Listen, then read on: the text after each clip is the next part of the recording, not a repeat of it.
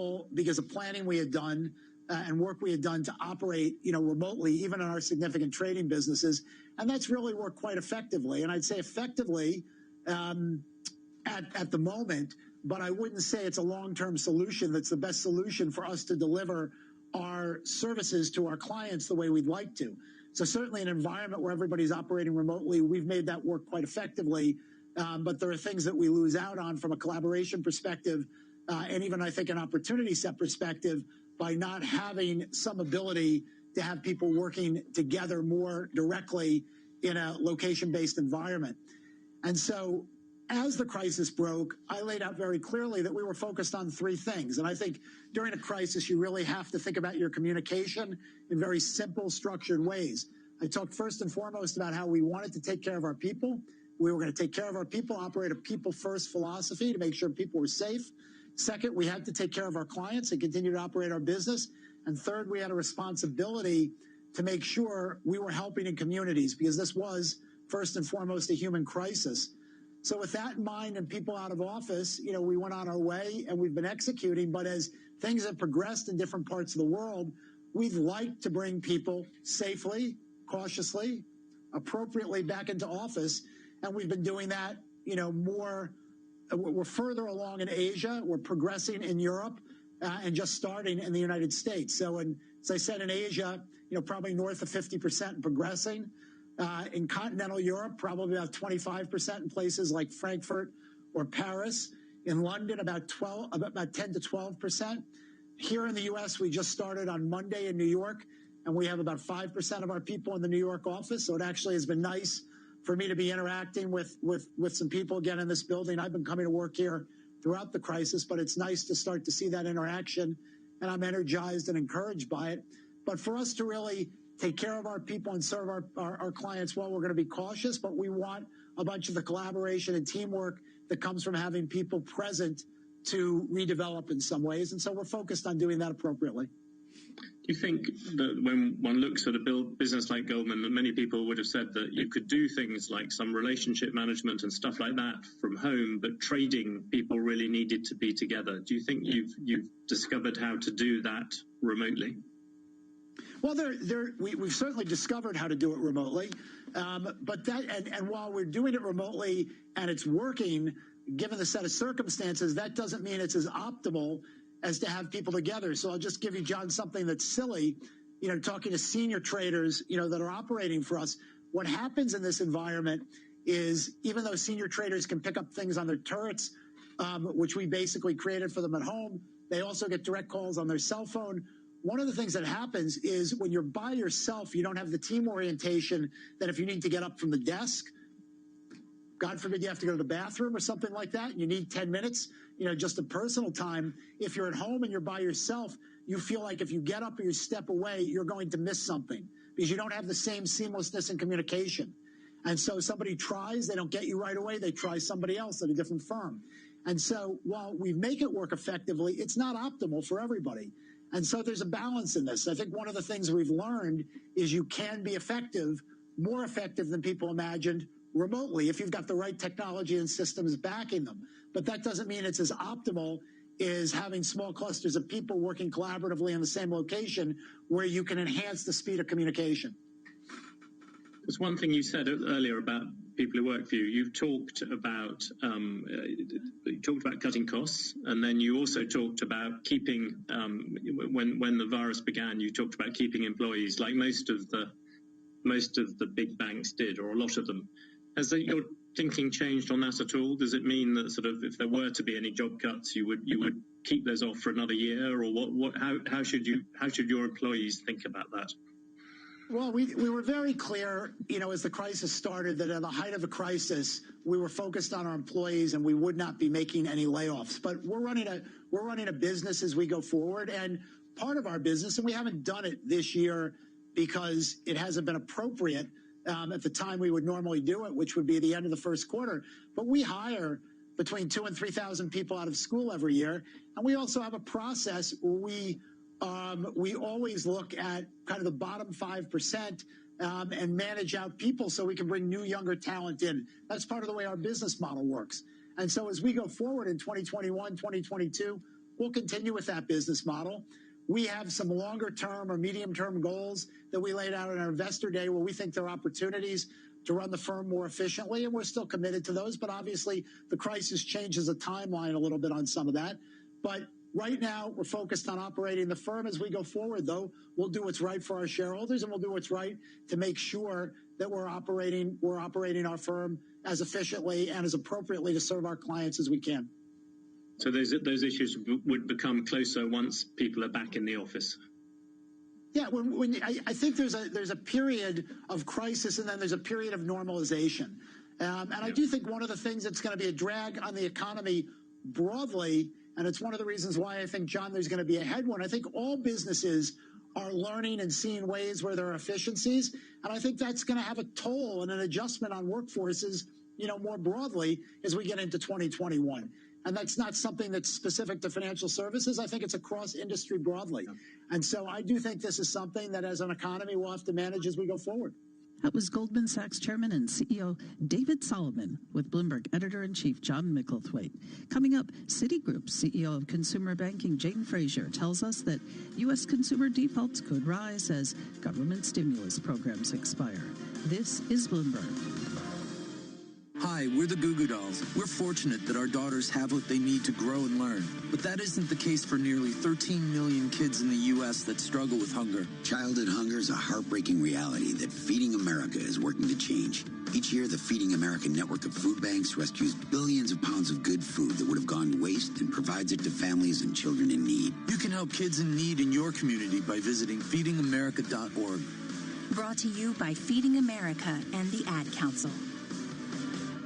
Why do hedge funds and other alternative managers rely on Pershing for a highly personalized experience? Mark Alderati, a managing director at BNY Mellon's Pershing and head of Prime Services, explains. In today's fast-paced environment, where the only constants are change and volatility, you need a prime broker who's both steady and agile, focused on supporting your needs so that you can focus on growing your business and producing results. Exceptional client service and advocating for our clients is at the core of what we do. Our award-winning high-touch team is just one of the benefits of working with BNY Mellon. We help alternative investment managers create great experiences for their clients. Whether it's customized financing, securities lending solutions, platform access, or outsourced trading, BNY Mellon's Pershing is a prime broker who's committed to this business and dedicated to meeting your evolving demands. To learn more about the unique and industry-leading solutions for hedge funds and other alternative managers, visit Pershing.com. Pershing, LLC. Member FINRA, NYSE, SIPC. Have you wanted to speak a new language, but you thought it'd be too hard or take too much time? Then go to Babbel.com, download the app, and try it for free. In just 15 minutes a day, you'll be on your way to speaking a new language in just a few weeks. And right now, you can try Babbel for free. Babbel starts out teaching you words and phrases by matching them with pictures. You won't believe how easy the interactive program is. Soon the sentences get a little bigger, and before you know it, you're having simulated conversations voiced by native speakers. And because Babbel is crafted by language experts and uses the spaced repetition method, in just 10 to 15 minutes a day, you'll be speaking the language of your choice with real confidence. With Babbel, you can speak a language. Just go to Babbel.com and start your first lesson in the language of your choice for free. Download the Babbel app or go to Babbel.com and try it for free. That's BABBEL.com. People love a good story. They like... Hey, I'm Robin, one of the tech experts here to help you at Curry's PC World. I'm not just a voice on the radio. You can now come into your local store and talk tech with a human being like me. Just the news you needed this evening. We've put all the right measures in place to help you again safely in your local Staples Corner store. The tech experts are back in town, so come in and see if that vacuum can take care of your well-trodden home. And welcome back to your local Curry's PC World. Decisions. Clearing. Isn't it great? So much choice. But hey, listening to me on your desktop isn't getting anything done. You need to take this Friday evening by the scruff of the neck. Ignore this gloomy weather and carve your path to success, which begins just down the road in Southampton at Solent University. After 3 years here, you don't just get a degree. You get a ton of support, real-world experience and connections, and interview fuel. That's why we're in the top 25 for student satisfaction in the Complete University Guide. At Solent University, we're ready for the future. Apply now at solent.ac.uk/clearing. In line with government guidelines, face coverings are now compulsory on public transport. At Asda, you can get a 4-pack of Prima disposable face coverings for £2.80, or a 2-pack of washable face coverings from £2.50. Asda, we're all in this together. Selected stores subject to availability. Should your kids go back to school? Ask Andrea. She's a teacher. We're doing everything we can to keep the children safe and happy at school, which is why it's great that more of those who can are coming back, not only for their education, but for their overall well-being too. It gives them a routine, helps develop their social skills, and they get to see their friends too. If your child is eligible, they should return to school. The government is working towards getting all pupils back in September. Stay alert, control the virus, save lives. Honda. We're not a car company. We're more of a listening company. And now our ears have brought our attention to where people feel most comfortable, the lounge. So we asked ourselves, what could Honda do to innovate in this space? Well, how about more space? Calm and uncluttered, with modern yet retro styling, and built-in screens compatible with your games console. It's the most comfortable lounge you've ever driven. Introducing the new Honda E, our small electric city car. Honda. The power of dreams. Whether you're dreaming of a house the size of a football stadium or a football stadium in the back garden of your house, what you need is dream come true money. Luckily, tonight's Euro Million Super Jackpot is a massive £110 million. Now that's dream come true money. Euro Millions from the National Lottery. Play online or on the app. Estimated jackpot rules and procedures apply. Players must be 16 or over. Mutated, and a strain that's more transmissible is in the U.S. and Europe. More from correspondent Jim Root. Dr. Anthony Fauci says data is showing that this single mutation helps the virus replicate better, which means the virus is more transmissible. People are more easily infected. But he also says there is nothing to indicate that those who get infected by this new strain would be any sicker. So that's the good news in this. Health experts fear the already rapidly spreading virus could explode this weekend if people ignore health guidance. The Washington Redskins are undergoing what they say is a thorough review of the team nickname. The team said it's been talking to the NFL for weeks about it. Owner Dan Snyder says the process will include input from alumni, sponsors, the league, community, and members of the group. FedEx called for the team to change its name, and Nike appeared to remove all Redskins gear from its online store. I'm Mike Moss. And I'm Mark Mills from the Bloomberg Newsroom. Stocks have turned lower in Europe after gains in Asia, with U.S. financial markets closed for the observance of July 4th. Markets had risen in Asia as investors got their first opportunity to react to the stronger-than-expected U.S. jobs figures released Thursday. But a resurgence in coronavirus cases in the U.S. has dimmed some of the optimism for a relatively quick economic turnaround, especially for travel-related sectors like airlines and cruises. For the day, the London FTSE closed down 1.3%. The DAX in Germany was off 0.6%. Japan's Nikkei was up 0.7%. Despite Thursday's surprisingly strong employment report for the month of June, former Labor Secretary Robert Reich says we still have a very challenging jobs market. It's very hard to get jobs. It is not that the extra unemployment benefits are causing people not to work. Actually, what the extra unemployment benefits are doing is preventing families from going hungry and losing their homes. The accelerating COVID-19 outbreak hasn't stopped travelers from checking into hotels in Florida and other other southern states where cases have spiked. We get that story from Bloomberg's Charlie Pellet. Mark, weekend occupancy rates top 95% in Panama City, Florida, and Gatlinburg, Tennessee, as vacationers made up for trips canceled during the early days of the pandemic. According to data provider STR, 6 other lodging markets saw occupancy rates above 90% on the weekend of June 26. The weekend occupancy rate was 54% nationwide, pulled down by properties in major cities that are struggling with a lack of tourists and business travelers. Mark? Thank you, Charlie. On Monday, investors will be watching for the ISM Non-Manufacturing Index. Global news 24 hours a day on air and on Bloomberg Quick Take. Powered by more than 2,700 journalists and analysts in more than 120 countries. I'm Mark Mills. This is Bloomberg. You're listening to Bloomberg Best on Bloomberg Radio. I'm Bloomberg's Denise Pellegrini. Jane Fraser is the president of Citi and the chief executive officer of Global Consumer Banking. Her global responsibilities include all consumer businesses in 19 countries for the company. She's a member of the Citi executive management team, and she serves as co-chair for the Citi Women Affinity Group. Fraser spoke with Bloomberg's Shonali Basak at the Bloomberg Invest Global 2020 virtual conference about her outlook for a second coronavirus wave. Let's listen in. Well, I think we're being very focused on data as we're looking at it and what is the health data telling us. And we've seen very different stories in different parts of the world. In the States, in many parts of the States, the first wave isn't over. And we're still waiting to see whether we can bring that curve, not just bend it, but bring it right down. And those are things around community spreading and around hospitalization rates and around the percentage of tests that are positive.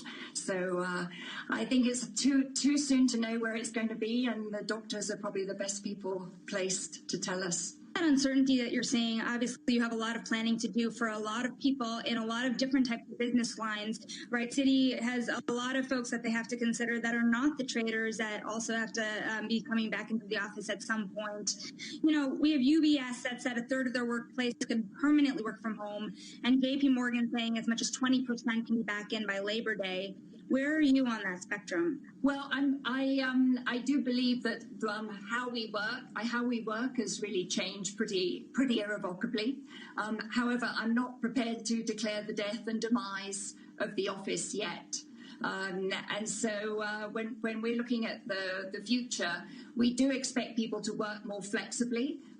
We've proven to everybody's surprise that it is quite easy to work from home. In many jobs, we never imagined that you would be able to before. And now what we're looking at is, we have to wait and see what happens. The health data, I think, will determine what percentage of us is back in different parts of the country in the future. And in the long run, I think it's very important that we're back in the office. There's a belonging that's very, very important there. We see it in terms of the culture, particularly in banking. There is a daily fix of collegiality that is somewhat missing on the Zoom calls. There's the apprenticeship that you get, the feedback as you walk out of a meeting from someone more senior. Watching others in action and then getting that coaching and many different intangibles from being in the office, particularly new recruits coming in and joining an institution. So I think being back is going to be important, but the paramount piece is going to be we've got to keep all of our people safe. And so that's going to be the priority. Jane, how does this change for different jobs? You mentioned the bankers needing to be back in the office sooner to be able to interact with each other. But are there jobs that just don't need to be back right away? I think none of the jobs need to be back right away. Beyond those, there are a few that are in the office in the industry at the moment. But as we were hearing some of David and others talking about earlier, even trading, which we never imagined could be done so successfully from a remote model, as being pretty effective. So. I think it's going to be a question of until people feel comfortable that they will largely decide from themselves whether they want to stay at home, how they feel about a commute, what's going to happen with childcare, as to whether people are going to be able to come back or not.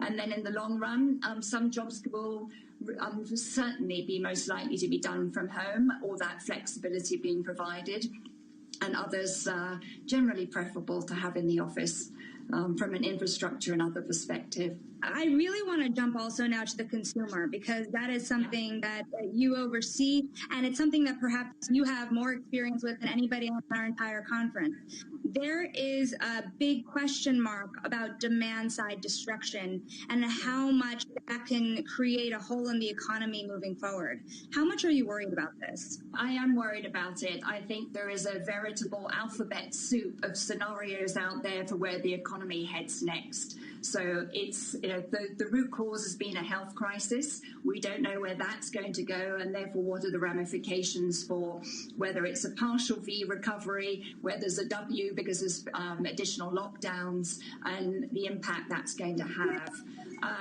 What we are seeing is in this first act of COVID, there has been incredible success from a lot of the government programs, and that has helped the consumer. I think when you look at the small business program that was put in place, 80% of employment in the US is small businesses and medium-sized enterprises. So the support into that group of employers has been very, very fundamental in helping maintain payrolls. The support into unemployment benefits also being critical. That was Citigroup CEO of Consumer Banking, Jane Fraser, with Bloomberg's Shanali Basak at the Bloomberg Invest Global 2020 virtual conference. And coming up, Carlyle Group's co-chief executive officer, Kyu-Song Lee, says he sees the global economy being back to pre-COVID-19 levels in a couple of years. This is Bloomberg. Not completing high school is more of a social thing than it was an academic thing. I came out in the 11th grade. Nobody was embracing you. The kids were cruel. It was very difficult to be gay. Even though all these years have passed, I still had that longing to have my diploma. The hard part was determining that I was going to do it, but I definitely didn't do it alone. At age 30, with the help of her mentor, Carissa finished her high school diploma. I have a mentor, Maria. She convinced me to continue my education and to finish what I started to get my diploma. Just never judges. She's a true role model. If you're even considering getting your high school diploma, go get it. You can do it. No one gets a diploma alone. If you're thinking of finishing your high school diploma, you have help. Find free adult education classes near you at finishyourdiploma.org. That's finishyourdiploma.org. Brought to you by the Dollar General Literacy Foundation and the Ad Council. Asset managers who seize change to launch new strategies, add distribution channels, or exploit new technology to re-engineer the investor experience are often rewarded. However, in an industry paralyzed with complexity, few act with agility or decisively. Few run their business strategically. Yet, the most competitive managers in the market know, with the right partner and a flexible operating platform, you can. Go boldly toward change with SEI Investment Manager Services. Determination and operational strength are both essential factors for growth in asset management. I'm Steve Meyer, President and Head of SEI's Investment Manager Services Division. We know that disruptive forces create opportunities around the world. If you see potential in change, our industry specialists will maximize SEI's integrated platform of data and risk management, global investment operations, compliance support, and investor services to position your asset management business for success. Come grow with us. With SEI Investment Manager Services, you lead the charge in a competitive marketplace. Learn more at SEIC.com/seize change. Hey, I'm Robin, one of the tech experts here to help you at Curry's PC World. I'm not just a voice on the radio. You can now come into your local store and talk tech with a human being like me. Just the news you needed this evening. We've put all the right measures in place to help you again safely in your local Staples Corner store. The tech experts are back in town, so come in and see if that vacuum can take care of your well-trodden home. And welcome back to your local Curry's PC World. My name is Donya. I moved to Manchester in 2010. I came from Afghanistan. The first school day was a bit tough. I had no friends, couldn't speak English, and felt a bit left out. My high school teacher was very supportive. She matched me up with friends that spoke the same language as me. Having friends gave me a lot of confidence. I felt like I'm not being left out Teaching. Every lesson shapes a life. Get free one-to-one support with our teacher training advisors to get one step closer to the classroom. Subject to eligibility. Search Get Into Teaching. The big Volkswagen event is now on. If you're after an approved used Volkswagen, for a limited time, you can buy one with 2 years warranty, 2 years MOT cover, 2 years roadside assistance, and 2 services all included at 8.9% APR representative. Hello, sir. Do any take your fancy? I need to sit down. The big Volkswagen event. With every type of car on offer, you may have trouble choosing. With Solutions Personal Contract Plan until 12th of July at participating retailers on used Volkswagens aged between 90 days and 60 months only. Indemnities may be required. Warranty valid for vehicles up to 100,000 miles at activation. MOT cover is up to 2 years and is underwritten by UK General Insurance Limited. Volkswagen Finance. Contact your local retailer. We're all guilty of spending too much time on social media. Why not add something genuinely useful to your feed with TuneIn? Follow @TuneIn on Facebook, Twitter, and Instagram to learn about some of the best stuff happening around the app. You might just discover your next audio obsession. Ready for a one-of-a-kind look at the NFL? On the PFF NFL podcast, Steve Palazzolo and Sam Munson interpret the unique stats of Pro Football Focus to analyze the league, uncover secret superstars, and discuss which teams to watch out for in the next Super Bowl. Let's talk some football. Let's do it, Steve. All sorts of stuff. We're going to do most improved defenses around the NFL. Solomon Wilcots, our very own. He went into some detail over at PFF.com. Most improved defenses around the NFL. Search PFF NFL on TuneIn to listen. You love TuneIn for live-breaking news from CNN, MSNBC, Fox, CNBC, and more. But when you can't catch your favorite show as it airs, it might just be a click away as a podcast. Search your favorite news station to explore all the on-demand news shows on TuneIn. Who says you can't have a laugh while getting serious about America's pastime? On the daily podcast Locked On MLB, comedian and baseball fanatic Paul Francis Sullivan talks about each team, each pennant race, and everything else in the game. From rule changes and controversies to baseball cards and stadium food. For those of you who are not familiar with me or the old show, I love to obsess over baseball. I'm talking baseball over the Super Bowl. We had a TV showing the division series during my wedding. Search Locked On MLB on TuneIn to listen today. Wondering what to play next? Want to know what other TuneIn listeners are listening to right now? Head to the trending section under Browse to explore the most popular stations and podcasts on TuneIn today. Millions of listeners like you can't be wrong. In case you didn't know, TuneIn lets you listen to the same radio stations you pick up on your home or car radio, except you can hear them from anywhere. If you want to find a station from somewhere else in the world, navigate to the By Location section under Browse. Keep exploring with TuneIn. 24 hours a day at Bloomberg.com, the Bloomberg Business, Radio.com, and iHeartRadio apps, and at Bloomberg Quick Take. This is Bloomberg 1130. Now, a global news update. Now the news. The coronavirus has mutated, and a strain that's more transmissible is in the U.S. and Europe. More from correspondent Jim Roop. Dr. Anthony Fauci says data is showing that this single mutation helps the virus replicate better, which means the virus is more transmissible. People are more easily infected. But he also says there is nothing to indicate that those who get infected by this new strain would be any sicker. So that's the good news in this. Health experts fear the already rapidly spreading virus could explode this weekend if people ignore health guidance. The Washington Redskins are undergoing what they say is a thorough review of the team nickname. The team said it's been talking to the NFL for weeks about it. Owner Dan Snyder says the process will include input from alumni, sponsors, the league, community, and members of the group. FedEx called for the team to change its name, and Nike appeared to remove all Redskins gear from its online store. I'm Mike Moss. You're listening to Bloomberg Best on Bloomberg Radio.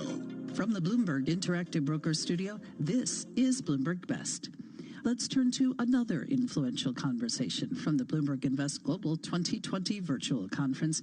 Kyu-Sung Lee is the co-CEO of the Carlyle Group. Prior to that, he was Carlyle's Deputy Chief Investment Officer for the company's CPE segment and head of global credit.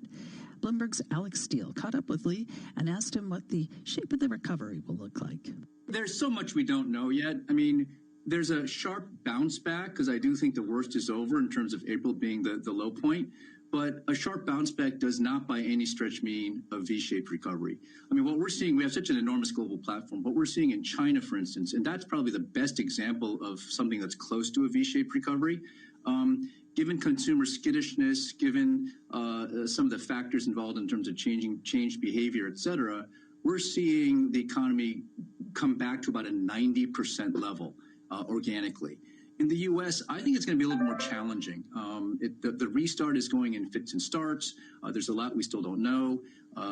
There's tremendous issues in terms of how we contact trace and mitigate other occurrences of the virus potentially in the future, liability issues that have to be worked out, and of course, there's the possibility of a jobless recovery. So if I had to say it right now, I mean, I really don't know, but I certainly don't believe it's going to be V-shaped. I think the bottom of it looks like it's going to be V-shaped, which people will look hopeful to, but then I do think it's going to struggle moving on. And I don't suspect we get to pre-COVID levels for a couple years, just given the nature of the recovery that's going to be difficult.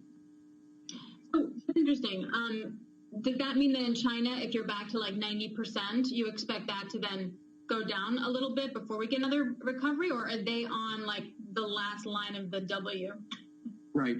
It seems to have plateaued a bit, but I think the most important thing to appreciate, Alex, is that in China, if I were to ask you how much money was spent by the government to get that recovery going, it's virtually nothing. So they managed their recovery on a very organic basis, whereas if you look at Europe and the United States, tremendous amount of fiscal stimulus and sustenance was required, injecting it into the economy. So they have a lot of ammunition to go. And you also have to understand China's, the export portion of China's economy has remarkably shrunk over the past 10 years, something like 40% down to closer to 20%. And so given that, China's got a lot more going for it than you'd think, and there may even be a chance that it does not hit a recession this year. Unfortunately, I think the United States, we're going to have a little bit more fits and starts. I do think the resiliency of our economy is such that we'll power through this, but it's not going to be a classic V shape. I would be more in the kind of check mark shape with some squiggly lines along the way, as the second part of that V is a little bit lesser dramatically sloped and more jagged. You're adding squiggly lines now. That's like another thing. It's like another checkpoint you have to make. So does that mean from an investment perspective that you'd rather be investing it's a better chance to put money in China than into distress in the U.S. or in Europe, for example? Well, I think, when you have a platform as large as we are all over the world, all asset classes, all these different investment strategies, the question is not, are you investing or not? Because we're always investing.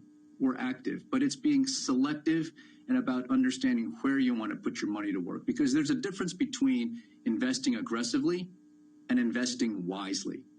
We're in the long-term business where we have balanced perspective, and that's what our investors pay us for. And we've been very selective about being aggressive in the credit asset class, particularly in the opportunistic strategies. We really like healthcare and tech, particularly in parts of the Far East. And so we have been deploying not as aggressively as as some may say, but it's been pretty darn active. But investing is not only just putting money to work, it's also trying to understand how to exit appropriately. And we have been pretty successful even during these times with pandemic with respect to IPOs, for instance, ZoomInfo or One Medical. Both successful instances of IPOs during troubled times, but also M&A sales in Japan and in other parts of the world. So we have we're always selling, we're always buying, but it's about being selective and targeted and investing wisely with a long-term perspective, which is what we're trying to pursue. So, and Manny and John kind of touched on this in their panel, is the decoupling kind of everywhere. And I say decoupling of the U.S. and China, but it could also be the EU and China. It could be the U.S. and the EU. How does someone like you, who's looking for opportunities across the board, look at that conversation? Right. It's funny, Alex, and I'll bring this into it in my answer. If I were to ask you or the audience to close their eyes and go back to pre-COVID, and I know it seems so far away, but if you were to go back... I don't remember that, Q. I can't do it. It's too hard. I long for that.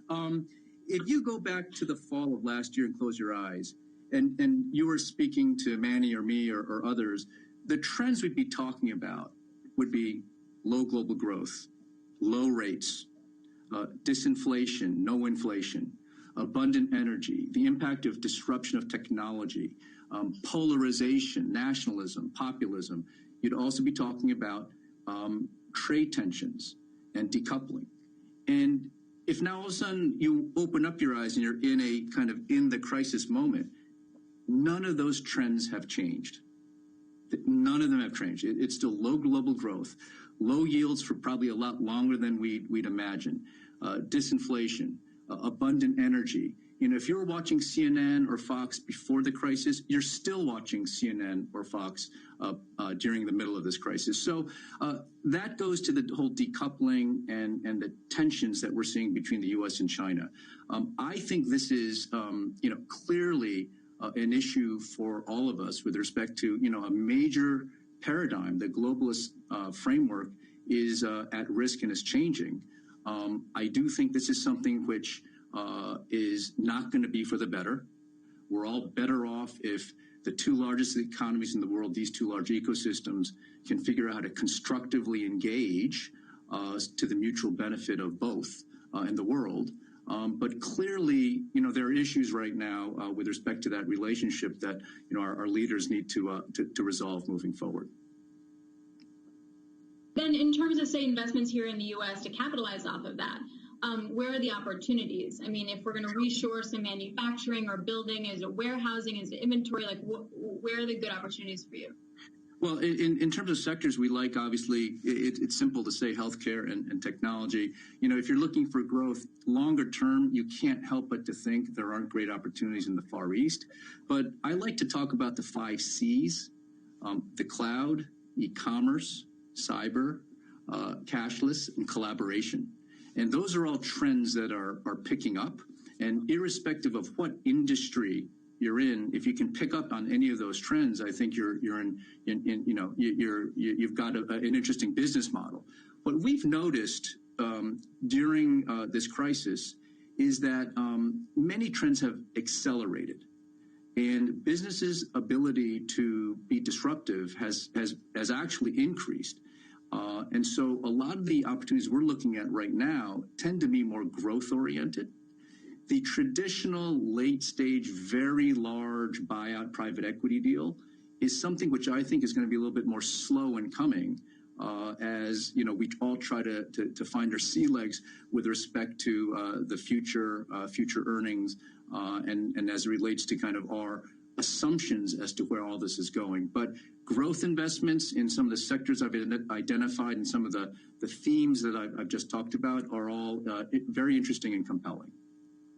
And this is for an audience member, and it's actually a great question. I was going to try and go there. Was private equity marks in Q1 were very tough for most major firms. Has the crisis adjusted underwriting for new deals, and if so, how? And it's a good question too. Like who has more control? What do covenants look like? How have contracts changed, etc.?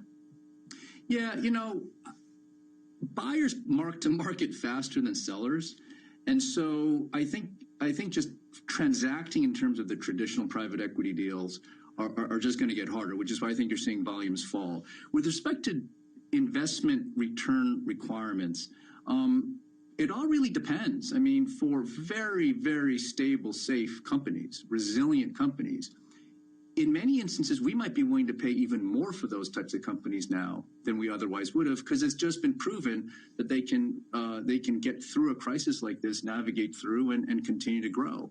Those are very, very valuable companies. What I'm seeing happening is almost a bifurcation into the haves and the have-nots. It very well may be that certain types of companies and business models actually command higher multiples, where we're willing to pay higher prices, maybe accept lower rates of return for those companies versus the have-nots.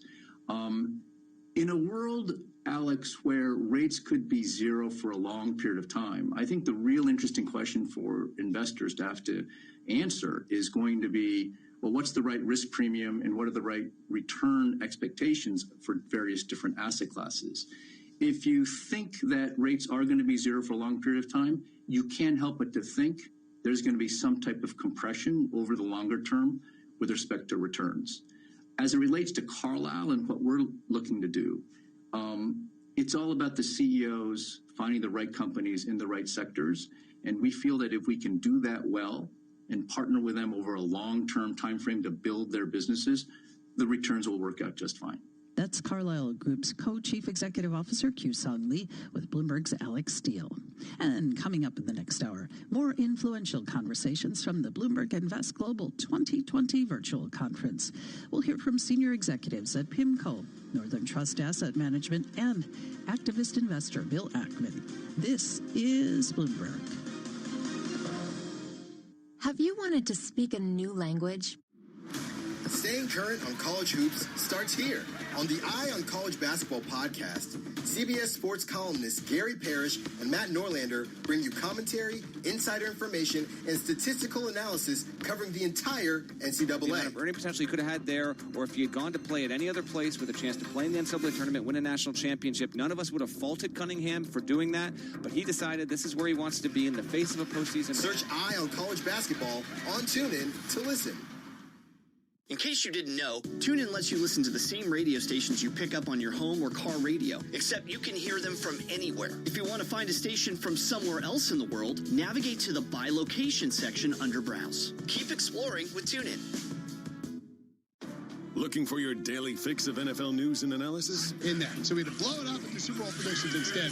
Look no further than the Pick Six podcast, where CBS sports writer Will Brinson gets you up to speed with what's trending in the NFL that day, so that you're always in the know. Yeah, it's pretty revealing of Brinson's methodology for predictions. When he gets mad at people for predicting good teams are going to win the Super Bowl or good players are going to win major awards, that's how you wind up. Search Pick Six on TuneIn to listen. Where do sports, culture, and basketball nostalgia collide? On their podcast, Knuckleheads, NBA veterans Quentin Richardson and Darius Miles sit down with athletes, musicians, and entertainers to get brutally honest, totally unguarded conversations about everything, from current events to untold stories from the golden era of sports. Kill O'Neal. You know that, right? I tried to tip dunk all the free throw line one time. Search Knuckleheads on TuneIn to listen. We're all guilty of spending too much time on social media. Why not add something genuinely useful to your feed with TuneIn? Follow TuneIn on Facebook, Twitter, and Instagram to learn about some of the best stuff happening around the app. You might just discover your next audio obsession. To help keep you and your loved ones safe, TuneIn has the latest guidelines from the CDC. Home alone or with housemates, stay home as much as possible. Try to allow only people you live with into your home. Wash your hands. If you're sick, stay home and isolate from housemates. For the latest stories and updates on COVID-19, search Coronavirus News on TuneIn. Bloomberg.com, on the Bloomberg Business app, and at Bloomberg Quick Take. This is Bloomberg Radio. Now a global news update. Virus mutating, name change. I'm Mike Moss. Not only are more people getting the coronavirus, but there may be changes in the virus itself which make it easier for more people to get it. Here's correspondent Jim Root. Dr. Anthony Fauci with the National Institute of Allergies and Infectious Diseases says there have been dozens of mutations of SARS-CoV-2 virus, which causes COVID-19, but most of those have been insignificant. However, now he says... But I think the data is showing that there's a single mutation that actually makes the virus be able to replicate better and maybe have high viral load. Meaning it may be more contagious. Now, he says, however, there's no evidence right now that would indicate this strain would make the infected person sicker, but more people could become infected, which means younger people and more of the more vulnerable are at risk. I'm Jim Roop. The mayor of Point Pleasant Beach, New Jersey, Paul Kenitra, says that some people act as if all they care about is themselves. People are still out there acting rather cavalier and disrespectful of others. From our standpoint, we want people to go out, we want people to enjoy themselves, but we want them to also take into account that other people can be immunocompromised, that other people have worries, and that they need to be wearing masks a little bit more. Face coverings are optional, and there is no social distancing planned for tonight's fireworks at Mount Rushmore, which the president will attend. Here's correspondent Jeremy Diamond. We're seeing the president move forward despite what we are seeing, despite the rise in coronavirus cases across the country, despite the warnings from the president's own public health experts within his administration. Washington Redskins have resisted changing the team name, which some Native American groups call racist, until now. The team is considering a name change after a call from some top sponsors, including FedEx, for the team to change its name. I'm Mike Moss. Porkchop, his coat is very thick. He's an Akita, German Shepherd, Lab, Husky mix. Harold, the Border Collie Pit mix, has the most beautiful jet black coat. Stuart, my rat terrier, has fur now where he never had it before. DINOVITE.com. Dinovite will give them a beautiful, lustrous coat. It will make you smile. You get some Dinovite, how happy your dog will be. DINOVITE.com. In uncertain times, you can be certain of this. The Salvation Army is serving those most in need with help and hope. Thanks to your donations, the Salvation Army is helping those affected by COVID-19, those who've lost wages, who have no home to retreat to, who need food, help with utilities, and most of all, hope. To see how you can continue to make a difference, visit GiveWestwood.org. GiveWestwood.org. If you're looking for a summer rental to escape the pandemic for a week, your search won't be easy. Despite the economic crash caused by the pandemic, rental prices are holding steady, up just under 2.5% in April. According to the Washington Post, developers are expected to add 371,000 rental units this year, up 50% from 2019 and the most in any year since the 1980s. But up to 80% of those apartments will target the luxury sector. The rental market is being pinched by other factors, including increased demand from people who can no longer afford to buy a house. Less than 5% of rental units are vacant, down from a high of 8% a decade ago. I'm Ann Cates. Well, for many Americans, the 4th of July won't be about big festivities, but setting off fireworks themselves. Hundreds of cities have canceled shows because of the coronavirus pandemic, and sales of consumer fireworks are booming. Some officials are concerned about fires and injuries caused by the fireworks. I'm Mike Moss. And I'm Mark Mills from the Bloomberg Newsroom. U.S. financial markets are closed in observance of July 4th. European stocks are down as investors see conflicts in Europe over monetary policy and a proposed economic stimulus package. Also weighing on the markets, political turmoil in France, where President Emmanuel Macron has named a new prime minister.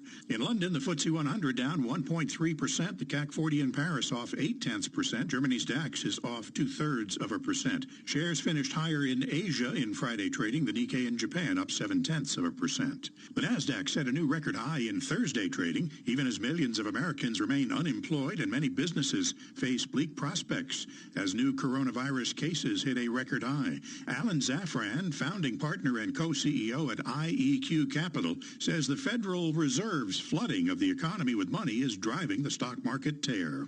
There's clearly a disconnect between the current status of the financial markets and the main economy. A lot of the capital that the balance sheet is expansion for the Fed is happening is going right to the stock market. It's not connected to people working in the leisure and hospitality industry or out here in Southern California, the motion picture and sound recording industry. Those people have lost jobs, and it's not clear they're coming back. Citigroup probably won't bring even half of its workforce back to offices around the world until a coronavirus vaccine is available. The bank has begun returning a small percentage of workers to offices globally, but has run into a consistent problem: public transportation. Employees are hesitant to use subways or buses to get to work. After 10 of its races were canceled due to the pandemic, Formula One today returns to the racetrack, kicking off its delayed 2020 season with the Austrian Grand Prix, the first of 8 confirmed races. Global news 24 hours a day on air and on Bloomberg Quick Take, powered by more than 2,700 journalists and analysts in more than 120 countries. I'm Mark Mills. This is Bloomberg. This is Bloomberg Best. Bloomberg Best is about the insight and the context that we get from our guests. It's a great way to catch up on some of the stories you might have missed on the Bloomberg. Stories you're not going to find in any other news organization. Bloomberg Best. Bloomberg's best stories of the week. Powered by 2,700 journalists and analysts in more than 120 countries around the world. From the Bloomberg Interactive Brokers Studio, I'm Denise Pellegrini, and welcome to this third hour of this holiday edition of Bloomberg Bloomberg Best for Independence Day weekend. And coming up, we'll hear more influential conversations from the Bloomberg Invest Global 2020 virtual conference. Northern Trust Asset Management President John Thomas with his perspective on the future of the asset management industry. Bill Ackman, that's Pershing Square Capital Management founder and CEO, gives his outlook on the U.S. economy. But first, Bloomberg Editor-in-Chief John Micklethwaite caught up with PIMCO CEO Manny Roman at the Bloomberg Invest Global 2020 virtual conference. Here they discuss the road ahead in global markets. Let's listen in. I think there's a lot of things we know and there's a lot of things we don't know, but we expect real GDP to come back to the 2019 level by the end of 2021. And so there is going to be a lot of repair to be done in the system. There are sectors where the degree of predictability is very high in terms of what may happen. There are other sectors, retail, oil and gas, leisure, gaming, where there's a lot of things we don't know. As much as I would like to tell you that we can predict consumer behavior and how people are going to use anything from airlines to movie theater, we just don't know. And so when I think of the next 12 months, the error rate has to be much higher in terms of prediction. Just quickly coming back on that, you said there were some areas where you did feel fairly confident. What would be the areas where you think you can predict? You sort of think you know what's going to happen? Oh, I think the tech sector tells you everything you need to know about what has been predictable. And if I think back in the situation we were on March 15 and 16, if you had told us that the NASDAQ is nearly up 10% on the year, I would have been shocked. And so the recovery of the stock market has been nothing short of extraordinary. And tech companies have done remarkably well and seems to be, for the most part, totally unaffected by recent events. But do you think those valuations are justified? I mean, surely you'd use the word surprising. That would sound as if you don't think that tech stocks should be quite that high again. Well, I'm hardly an expert on tech stock, but let's talk about credit for 1 second. I think that we've seen an enormous amount of issuance in the credit space from the end of March to today. And we have bridged the liquidity gap. Then there is going to be a long cycle where firms will need to think about solvency and their own businesses and what they can achieve. And if we know anything from history, we know it's a long cycle. It's a cycle where there'll be repair to be done and where some sectors are going to be profoundly affected and will need restructuring. Just think of the airline sector. When are we going to see each other in the flesh, John? And I don't know that. I don't know whether it's 2 weeks away or whether it's 6 months away. Part of it is also the virus, of course, where irrespective of how much work we've done in terms of understanding the risk and keeping our people safe, there's also things we don't know. And as you see cases ticking up in 26 of the states in America, there's just a lot of unknown in terms of people's behavior and what people are willing to do and not. You see the best sort of risk-return balance in that. At the moment, you have the Fed buying everything and supporting the markets. Where do you see the best return, given what you've just said about credit? You said that you're worried about that. Well, I will just point out one thing, which I think is interesting. So if you look at the U.S. cycles, distress is a long cycle, and the ability to deploy capital to restructuring situation is actually the opportunity to deliver outsized returns. It takes time. You don't have to hurry, but it's something that we're focusing on. And if there are opportunity to buy cheap businesses and cheap credit because of all the factors that we just mentioned, and the ability to put them in the correct fund structure with the correct liquidity, I think the industry will deliver outsized returns. And you've seen that for the first time, I would say, in the S&L crisis in 1991. Then you saw that again in the Asian crisis in 97, 98. Then you saw that in the tech and telco unwinding in 2001 and 2002. And then you saw, obviously, a lot in 2000 and 2009. And hopefully, PIMCO will thrive out of these markets and find plenty of opportunities to invest money. PIMCO is one of the famous winners from what happened in 2008 and 2009. Is there a particular area that you think will work for you in the same way as it did then? Then you avoided subprime and then you bought very well afterwards. Is there something that you particularly want to focus on this time?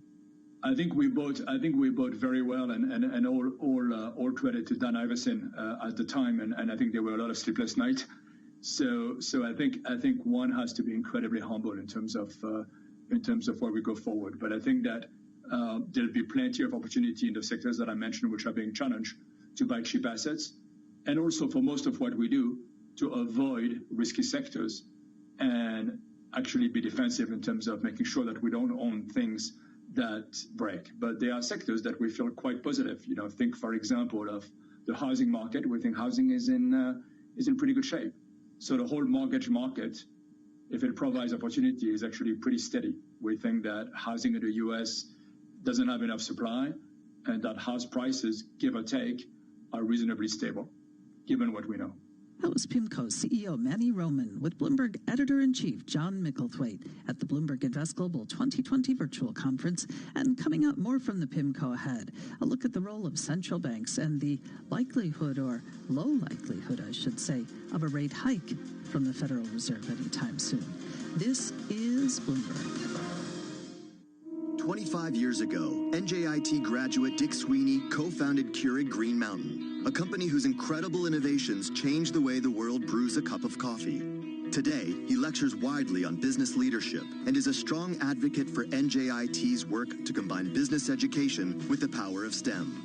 NJIT is definitely fostering the innovative thinking for budding entrepreneurs simply because that's the world we live in. NJIT is producing students that have been trained, educated, and given the business acumen to be a contributor to a company. The distinct mission is to develop great STEM scholars. The attributes I've always looked for in team members are heart, smarts, guts, and luck. So we want people with passion, intelligence, courage, and never discount luck. The student coming out of NJIT has experienced all of that. NJIT, New Jersey Institute of Technology. Learn more at njit.edu. This is a Bloomberg Money Minute. This should be the biggest time of the year for an industry that's a 4th of July favorite. That's the sound of a Zambelli fireworks show in Pittsburgh a few years ago. A sound you won't hear as much this year because of COVID-19. With the downturn and the fact that the majority of displays are canceling, it could affect the viability of the industry. Zambelli Fireworks Chairman Dr. George Zambelli's company dates back to the 1890s and provides jobs to people who plan and run more than 2,000 displays annually. We have full-time sales staff, project managers, choreographers, the traditional secretarial pool. While it will be a tough year for Zambelli in the fireworks industry, he does see some signs of hope. Some of the communities are starting to decide to have displays later on in the year. A number of them, Labor Day weekend. I'm Ed Corey, Bloomberg Radio. When you're buying tech online and you want to make sure you get exactly what you need, would you rather talk to a robot or to someone called Robert, or Priya, or Lewis, or Zoe, or one of our other tech experts on Shop Live, Curry's PC World's online video call experience? Hi, I'm Ali. How can I help? Isn't it nice to get expert advice from another human being before you buy? They're just a click away. Curry's PC World. Talk to our tech experts online with Shop Live. Should your kids go back to school? Ask Andrea. She's a teacher. We're doing everything we can to keep the children safe and happy at school, which is why it's great that more of those who can are coming back, not only for their education, but for their overall well-being too. It gives them a routine, helps develop their social skills, and they get to see their friends too. If your child is eligible, they should return to school. The government is working towards getting all pupils back in September. Stay alert, control the virus, save lives. Get ready for the University of Bedfordshire. We've got all you need to make ambition become reality, to make lifelong friendships, to make contacts in your chosen industry, to make a name for yourself, to make it. In fact, we've got everything except your application. So get it in, sit back and relax. Wait, actually, check out our generous scholarships and bursaries for support at every step at beds.ac.uk. Okay, now you can relax.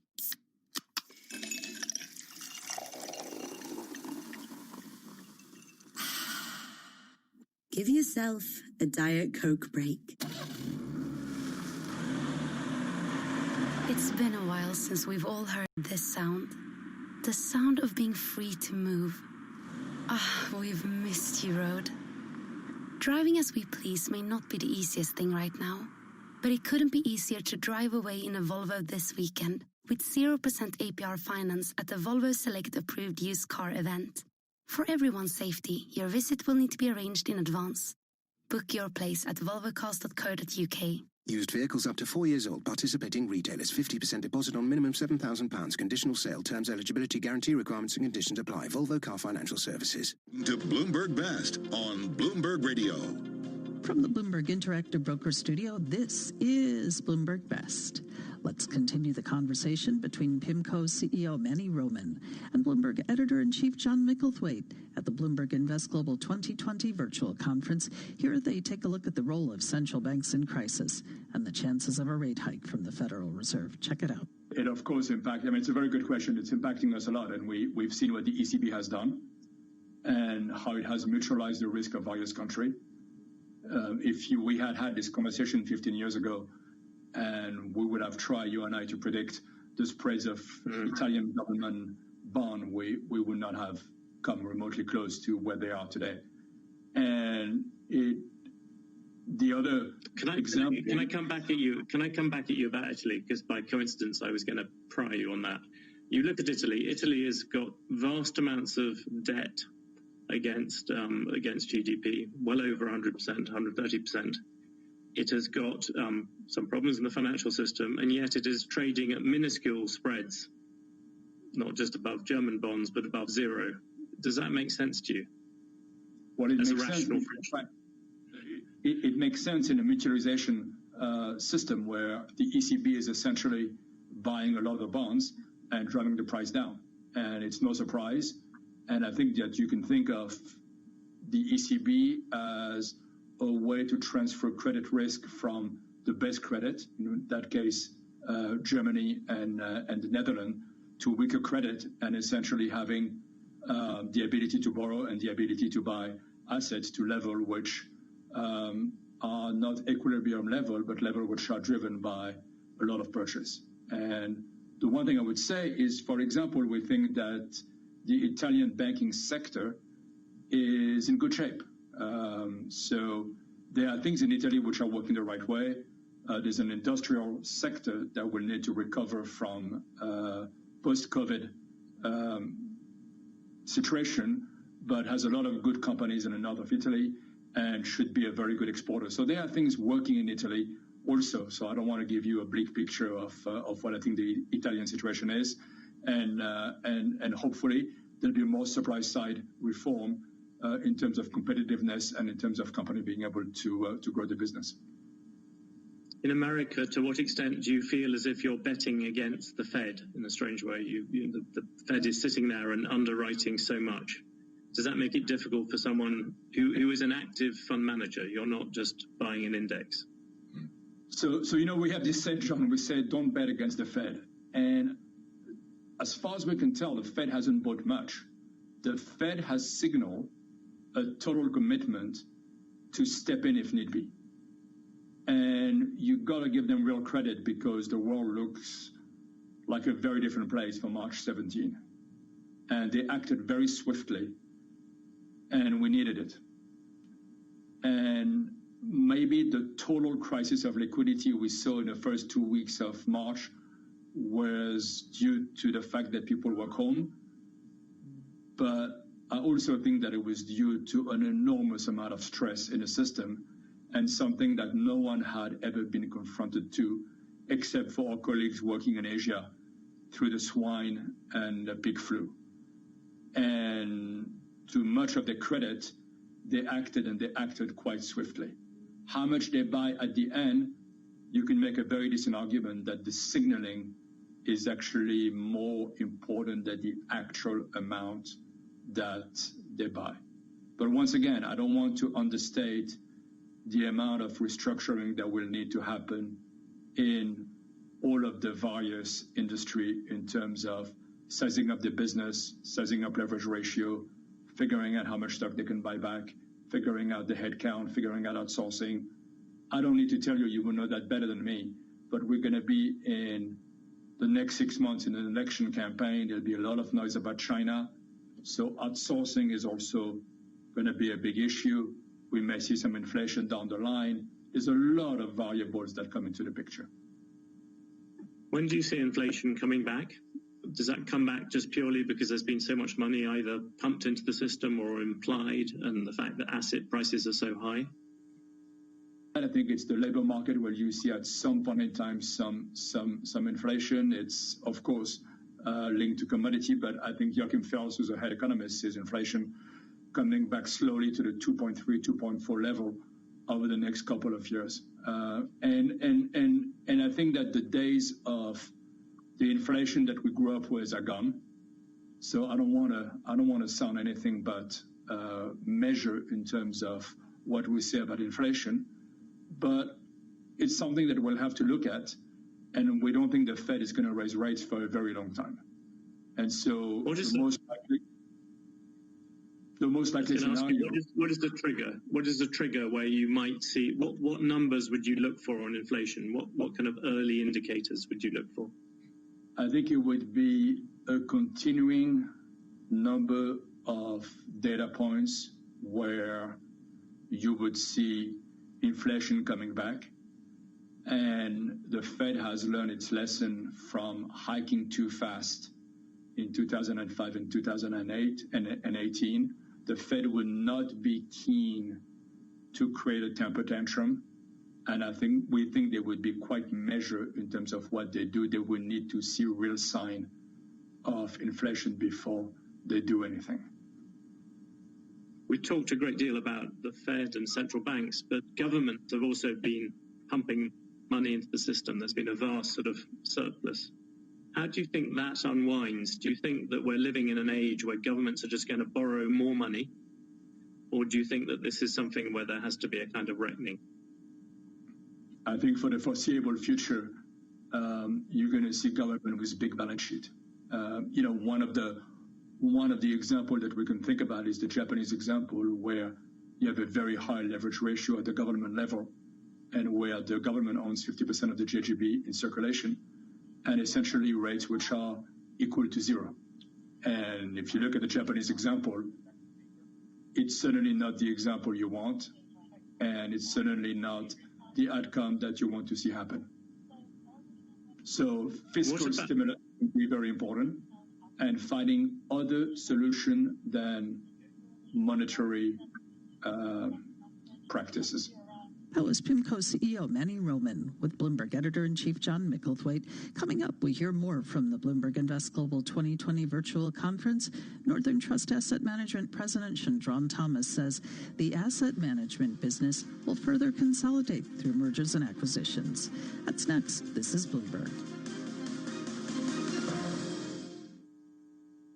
When you shop Goodwill, you don't just bring home a vintage dress or cat lamp. You bring home so much good to your community because everything you buy funds local job training and more. Goodwill. Bring good home. Brought to you by Goodwill and the Ad Council. Business is constantly evolving. Is your financial printer evolving to keep ahead of the curve? At Command Financial, we are redefining financial printing by providing industry-leading expertise, leveraging technology, and honing processes and best practices. Every day, Command helps SEC registrants, as well as members of their working groups, including securities attorneys and investment bankers, prepare, file, and disseminate regulatory and disclosure documents, such as registration statements, M&A documents, and mutual fund prospectuses and reports. Command provides a full range of services to help you effectively complete your deal, meet your disclosure requirements, and achieve your shareholder communications objectives. Visit our website at commandfinancial.com and learn how we're evolving, not only with the times, but also with your business requirements. Command Financial, redefining financial printing. For the Jewish Communal Fund, Noel Spiegel, former senior partner with Deloitte & Touche and past JCF president, discusses the advantages of a donor-advised fund over a private foundation. There's a lot involved in having a private foundation. You need to engage attorneys, you need to engage accountants, file tax returns. At JCF, all of that is done for you. You don't have to get involved in anything other than making your contribution to your fund and then determining which grants that you want to make. A JCF fund may be opened with a minimum $5,000 contribution of cash or appreciated securities and can be used as an alternative to or together with a private foundation. If you have a foundation, you have to list all of the contributions that you made. Potentially anybody, because the information is public, can find out exactly which organizations a foundation has made charitable contributions to. Let JCF simplify your philanthropy and protect your privacy. Learn more about JCF's private client group at jcfny.org. With perspective comes clarity. Each week, my name is Danya. I moved to Manchester in 2010. I came from Afghanistan. The first school day was a bit tough. I had no friends, couldn't speak English, and felt a bit left out. My high school teacher was very supportive. She matched me up with friends that spoke the same language as me. Having friends gave me a lot of confidence. I felt like I'm not being left out. Teaching. Every lesson shapes a life. Get free one-to-one support with our teacher training advisors to get one step closer to the classroom. Subject to eligibility. Search Get Into Teaching. When you buy tech online and you want to make sure you get exactly what you need, would you rather talk to a robot or to someone called Robert or Priya or Lewis or Zoe or one of our other tech experts on Shop Live, Curry's PC World's online video call experience? Hi, it's Ali. What are you searching for? Isn't it nice to get expert advice from another human being before you buy? They're just a click away. Curry's PC World. Talk to our tech experts online with Shop Live. Are you ready for the realest first-hand take of what's happening in the NBA? On their podcast, All the Smoke, former NBA players Matt Barnes and Steven Jackson bring their fiery intensity to the mic, dishing on the latest news and drama from on and off the court without boundaries. Half man, half amazing. My friend, our brother, Vince Carter, man. Welcome to the show. Yo, what's up, man? What's up, my brother? Man, Search All the Smoke on TuneIn to listen. Ready to talk brass tacks on what's happening in Major League Baseball? Turn to the Effectively Wild podcast from Fangraphs for daily statistics, analysis, and commentary. One team will say, yeah, we're going to keep paying minor leaguers their stipend, and another team will say, we're going to extend the stipend through this month, and then another team will say, nope, we're cutting them off, so are extending it at least through August, which would basically be the end of the minor league regular season. Search Effectively Wild on TuneIn to listen. You love TuneIn for live breaking news from CNN, MSNBC, Fox, CNBC, and more. But when you can't catch your favorite show as it airs, it might just be a click away as a podcast. Search your favorite news station to explore all the on-demand news shows on TuneIn. Trey Wingo here from ESPN's Golic and Wingo. Every morning, Mike Golic Jr., and I sit down to discuss all the news, drama, and highlights spinning the sports world that day. And with TuneIn, you can hear us whenever and wherever you go. Just search Golic and Wingo and start listening today. Greg Abbott has signed an executive order mandating the use of face coverings in public in many parts of the state. Correspondent Lucy Kavanaugh is in Houston. This is a reversal for Governor Abbott. He's previously said that local officials cannot penalize people for not wearing masks in public. But, of course, these cases have been skyrocketing, and he's been forced, effectively, to switch gears. Some Californians could incur hundreds of dollars in fines if they venture out in public without masks. Correspondent Dan Simon reports people are also being told to stay away from the beaches. Beaches in Los Angeles, Orange, and Ventura counties are closed for the weekend. It's going to be up to the various individual jurisdictions how they want to enforce the order. But, of course, what officials are looking for is voluntary compliance. And it comes as cases continue to surge across California. The U.S. death toll from COVID-19 has now topped 129,000. I'm Ann Cates. And I'm Mark Mills from the Bloomberg Newsroom. U.S. financial markets are closed in observance of July 4th. European stocks are down as investors see conflicts in Europe over monetary policy and a proposed economic stimulus package. Also weighing on the markets, political turmoil in France, where President Emmanuel Macron has named a new prime minister. In London, the FTSE 100 down 1.3%. The CAC 40 in Paris off 0.8%. Germany's DAX is off 0.2%. Shares finished higher in Asia in Friday trading. The Nikkei in Japan up 0.7%. The Nasdaq set a new record high in Thursday trading, even as millions of Americans remain unemployed and many businesses face bleak prospects as new coronavirus cases hit a record high. Alan Zafran, founding partner and co-CEO at IEQ Capital, says the Federal Reserve's flooding of the economy with money is driving the stock market tear.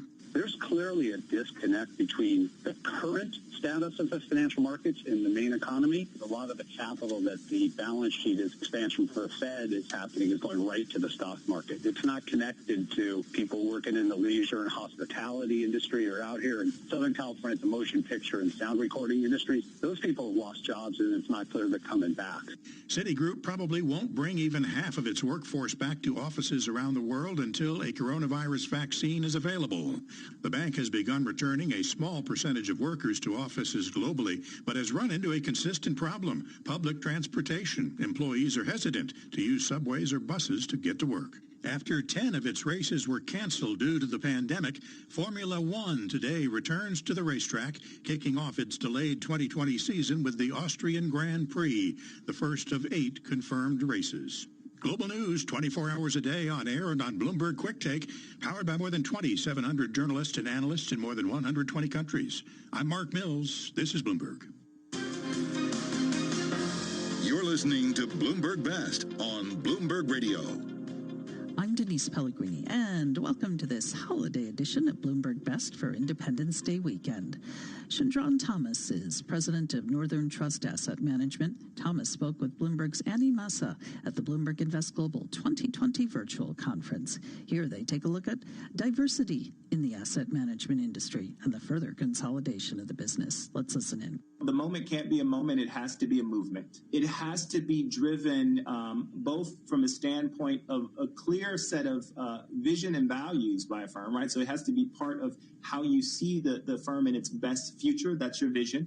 And it has to be consistent with the deeply held beliefs of the company, the firm, embedded in that culture. And then, of course, it speaks to delivering whatever our mission is, including what we do from a financial performance standpoint. Now, when I think specifically of our journey, it hasn't been a moment for us. You know, I'm very fortunate in this regard to work with a firm where we're working on things and we want to improve. We've been committed and on a path to driving more diversity, equity, inclusion in all senses. So we start at the top. So that's the first recommendation that I give. And I think it's so important if you're going to drive diversity. So many people want to start at the bottom of the organizations. We started at the top. So if I think about my asset management executive team that we've been able to build over time, and I have the privilege of leading. So 9 of our 15 members on our executive team are either women or persons of color. And even if you wanted to speak specifically to African American, 3 of the individuals on the team. And so these are the senior most leaders of our global organization. And so we built that over time through a serious commitment to making sure that opportunity is equitable, both in terms of when we think about hiring and promotion. So that's the first thing, start at the top. The second thing I would say that firms need to do is you have to think about who you partner with and who you do business with. And if in a short review you look at, you know, your providers, the firms that you work with, the vendors, and there's no diversity among them, both in terms of the ownership of those businesses and even in terms of the employee profile of those companies, then you need to think about how you spend your dollar differently to drive that. So I think that's another important part of diversity and inclusion, because we can influence it in that regard if we're really committed to that. And then the last part of what we think about is what's the nature of the measurement that we're doing every day? So it can't be something we talk about, but it's not one of our most important focuses from a measurement standpoint. So for us, we have public scorecards we use in our business. We talk about where we are on these metrics all the time. There's clear accountability and ownership of it. It starts for me and my expectations that I have, and it flows through all of the senior partners in the business I work with. And so those are the primary things I would start with in terms of starting at home for people to drive diversity, equity, and inclusion.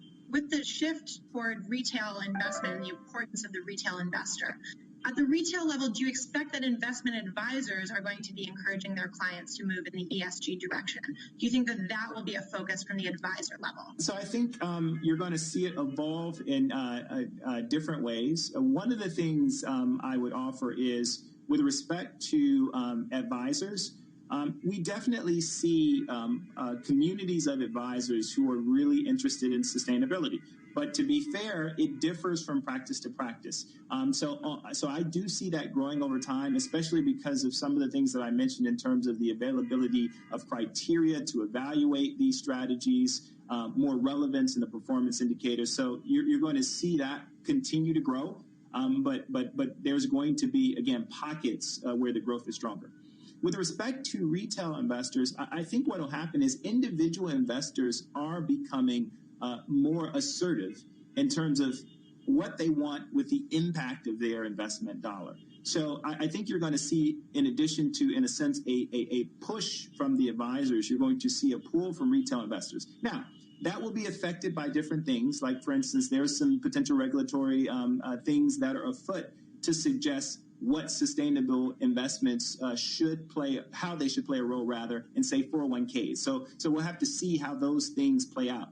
Consolidation was already happening in the asset management industry going into this year, with Franklin Resources and Legg Mason agreeing to merge and other major mergers. What do you think that the COVID-19 crisis and the fallout from it economically will mean as far as that consolidation trend? So here's what's interesting. So what I mentioned in terms of one of the trends is consolidation of both buyers and sellers. So I can pick any segment of the buying population: registered advisors. I can pick intermediaries. You see consolidation going on there. You also see it with the buyers, right, in terms of the providers, the asset managers. But the first thing I would say is much of the consolidation I actually expect to see is happening organically. You said it yourself in terms of how, quote unquote, the proverbial winners have gotten larger. And so I think that's going to be the biggest manifestation over time of the consolidation. That was Northern Trust Asset Management President Chandran Thomas with Bloomberg's Annie Massa at the Bloomberg Invest Global 2020 Virtual Conference. And coming up, Bill Ackman, Pershing Square Capital Management founder and CEO. He says the U.S. won't be back to a normal economy until the second half of 2021. More on that conversation next. This is Bloomberg.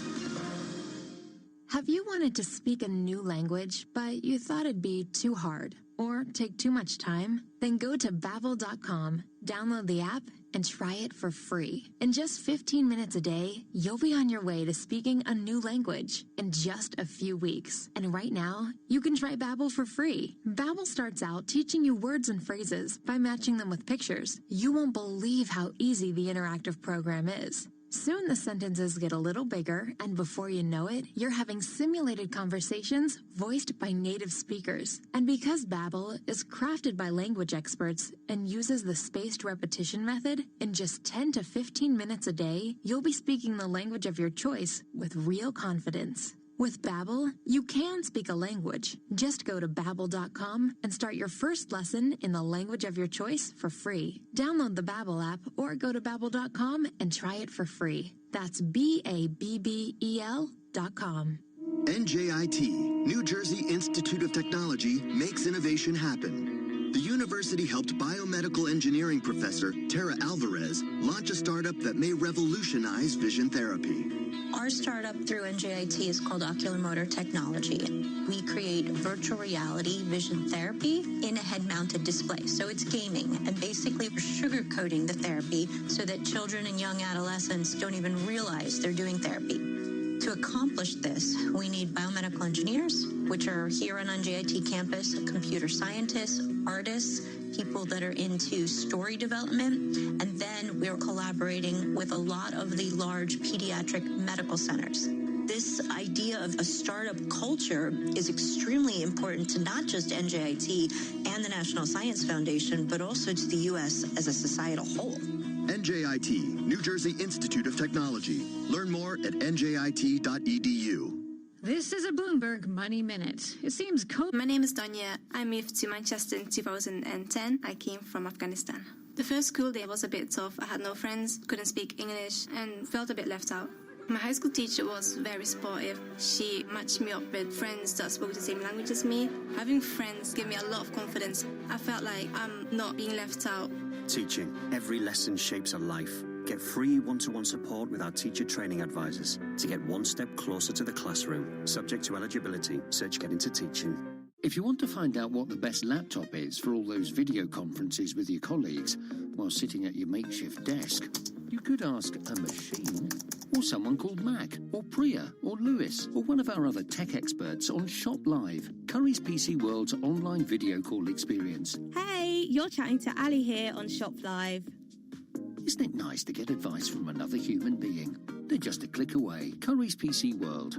Start the conversation now with Shop Live. We're all guilty of spending too much time on social media. Why not add something genuinely useful to your feed with TuneIn? Follow at TuneIn on Facebook, Twitter, and Instagram to learn about some of the best stuff happening around the app. You might just discover your next audio obsession. Hi, this is Mike Tirico, introducing you to Sports Uncovered, the newest podcast series from the storytellers at NBC Sports that will shine a fresh light on the most unforgettable moments in sport. The reason why I'm smiling, I might get in trouble for this. Search Sports Uncovered to start listening today. To help keep you and your loved ones safe, TuneIn has the latest guidelines from the CDC. Indoor gatherings, wash your hands and don't touch your face. Stay at least 6 feet from people you don't live with. Wear a mask. Don't share food, toys, or other items, and avoid shared surfaces. Open windows for better ventilation. Try to avoid gathering indoors as much as possible. For the latest stories and updates on COVID-19, search Coronavirus News on TuneIn. Are you fully informed on the NBA? On the NBA Hangtime podcast, veteran sports writers Sekou Smith and John Schumann analyze the latest NBA news, storylines, and discussions with guests from around the basketball universe. Isaiah Thomas joined us here on the Hangtime podcast. Isaiah, good morning. Everybody's doing well. As you know, my daughter tested positive. Search NBA Hangtime on TuneIn to listen. Did you know that with TuneIn's local radio feature, you can stream live FM and AM stations broadcasting in your area? Discover local news, talk, and music stations. Navigate to the local radio section under Browse to listen locally on TuneIn. Buckle up, race fans. NASCAR is back in the driver's seat. And you can cut straight to the action here. With the Performance Racing Network on TuneIn, you can hear PRN's live coverage of some of this year's top events. As NASCAR's top drivers, Kevin Harvick, Clint Boyer, and more get back on the track. Search Performance Racing Network to listen and see upcoming races. Ready to talk brass tacks on what's happening in Major League Baseball? Turn to the Effectively Wild podcast from Fangraphs for daily statistics, analysis, and commentary. One team will say, yeah, we're going to keep paying minor leaguers their stipend, and another team will say, we're going to extend the stipend through this month, and then another team will say, nope, we're cutting them off. So are extending it at least through August, which would basically be the end of the minor league regular season. Search Effectively Wild on TuneIn to listen. Bloomberg.com, the Bloomberg Business, Radio.com, and iHeartRadio apps, and at Bloomberg Quick Take. This is Bloomberg 1130. Now, a global news update. Now the news. Texas Governor Greg Abbott has signed an executive order mandating the use of face coverings in public in many parts of the state. Correspondent Lucy Kavanaugh is in Houston. This is a reversal for Governor Abbott. He's previously said that local officials cannot penalize people for not wearing masks in public. But, of course, these cases have been skyrocketing, and he's been forced, effectively, to switch gears. Some Californians could incur hundreds of dollars in fines if they venture out in public without masks. Correspondent Dan Simon reports people are also being told to stay away from the beaches. Beaches in Los Angeles, Orange, and Ventura counties are closed for the weekend. It's going to be up to the various individual jurisdictions how they want to enforce the order. But, of course, what officials are looking for is voluntary compliance. And it comes as cases continue to surge across California. The U.S. death toll from COVID-19 has now topped 129,000. I'm Ann Cates.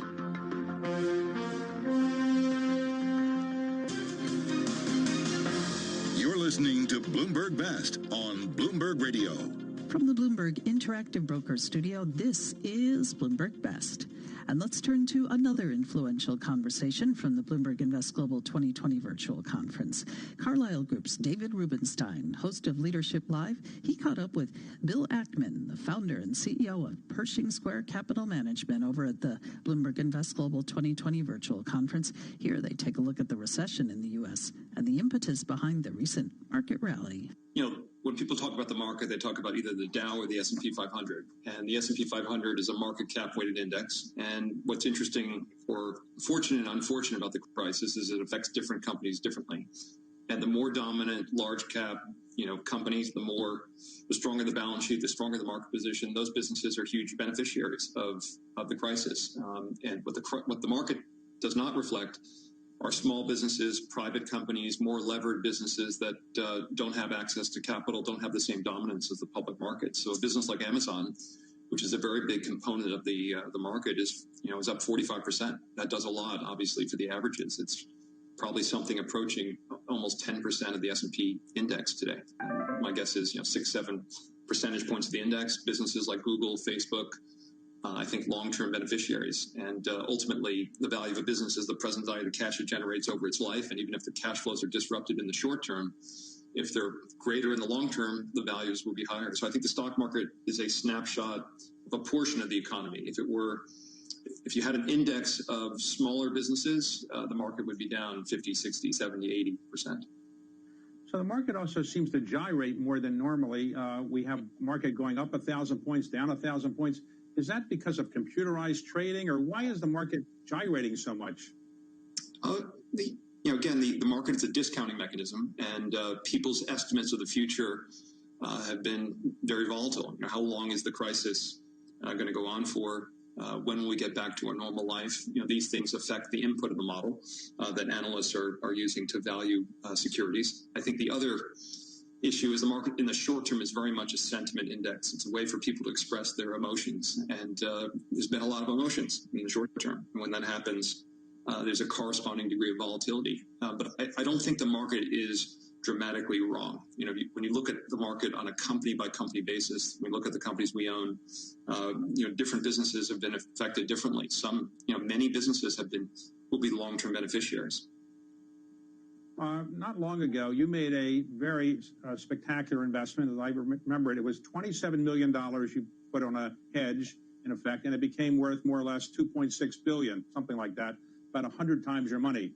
So I don't know if you've done a lot of those 100 times your money deals, but was that something that you expected that would go up that much? And you were later criticized by some for having gone on CNBC and kind of talked down the market at the time when you had a short position. Can you explain why you made the investment and why the criticism might not have been fair?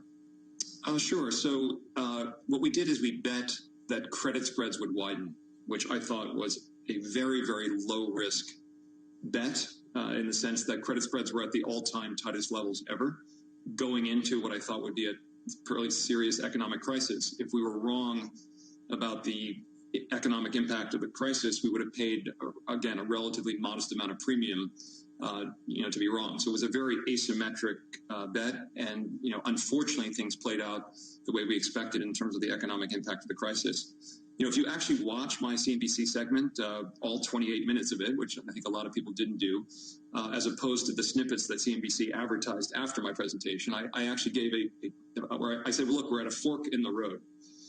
If we go down one fork, it's doom and damnation. And that fork was a one in which we did not, in effect, shut down the country briefly and carefully reopen the country. If it went down, just let the virus go roughshod, I felt it would have very dramatic economic and health implications. That was the part I was most concerned about.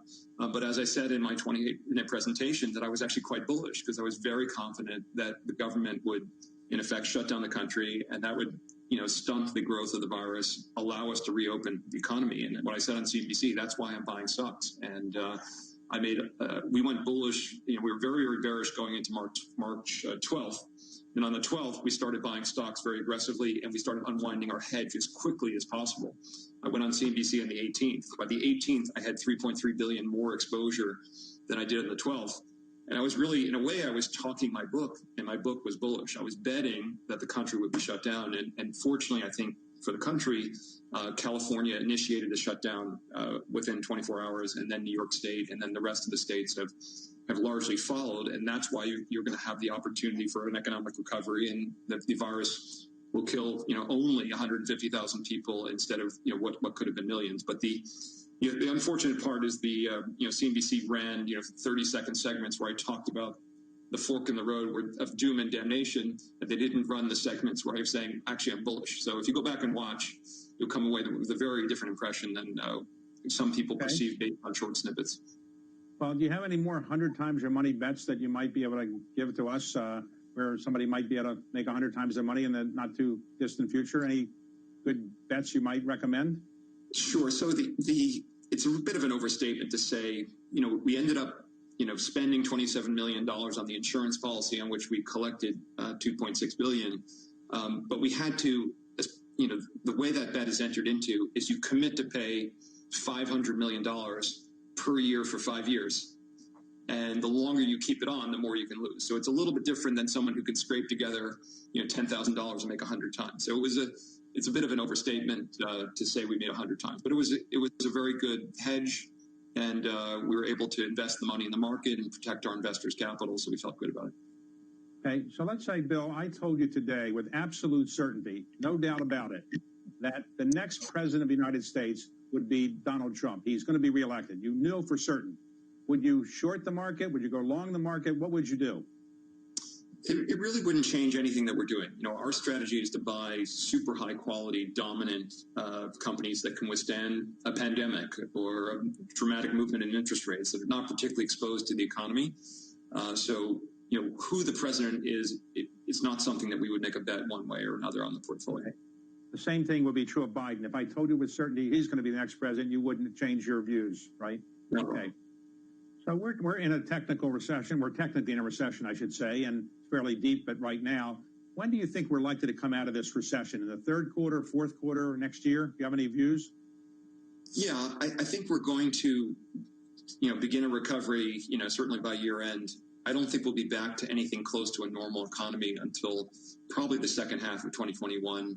I think if we have an early vaccine, Pfizer's been talking about a potential distributable vaccine by the fall, that will obviously make an enormous difference. I think if we can reduce the treatment of the virus to, want a test, you can take it home and get an accurate result in 15 minutes. And it's telemedicine to your doctor to get, for the doctor to say, okay, you need a prescription for remdesivir in a inhaler format, and you can stay home for 2 weeks and be fine. Those things will make a fairly significant, positive impact. But I think we've had kind of a sloppy closure of the country for the virus, and we're having a bit of a sloppy opening. So I think you're not going to have business confidence return and consumer confidence return until, the kind of people feel safe, truly safe. If I had to guess, that's really more like the second half of next year and into, the beginnings in Q4 and in Q1 and Q2 of next year. You said sloppy opening. What you mean is there's a lot of cases in Texas and Florida of people getting virus now, and it doesn't seem like it's disappeared. So are you worried that this could, without a vaccine, keep going on through all of 21? I think what will happen is, the healthcare system is getting better and better at treating the virus. So, they're learning when to put people on a ventilator, more importantly, when not to. They're learning which drugs can have a positive effect and learning more about what doses and earlier, when to give the medication. Testing is improving. And I think all of these things are positives and will improve confidence and reduce, kind of risk. things will be a lot better, I think, in a few months, although you're going to have some states with a lot more cases because people have not been careful, and those states are going to have to moderate economic activity and maybe, go to a mode of protecting more aggressively, people at risk and being more cautious, again, all things which will temper the economic recovery. But I do see a, kind of gradual improvement in all fronts as the global healthcare system, every medical researcher in the world basically working on solving one problem and a lot of resources going into it. So I think by the fall we'll feel a lot better if we can take death off the table, if we can take severe illness off the table. I think that's certainly possible in this calendar year. People are going to feel a lot better about living and going out and living a more normal life. So if Jay Powell called you tomorrow and said, look, I'm not sure what I should do. Should I do more? And if the Secretary of Treasury, Steve Mnuchin, called you tomorrow, should I pass another bill working with Congress? What would you tell both of them? Would you say we need more help from the Fed, we need more help from Congress, or would you say we've had enough help? Look, I think we have to protect the most vulnerable people economically during this period of time, and I don't know when do these programs precisely run out. You need to design programs.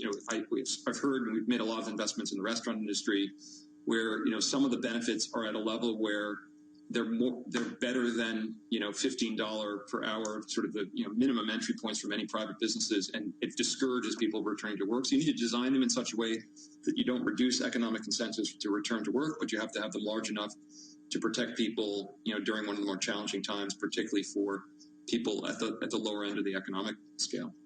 That was Bill Ackman, founder and CEO of Pershing Square Capital Management with Carlyle Group's David Rubenstein.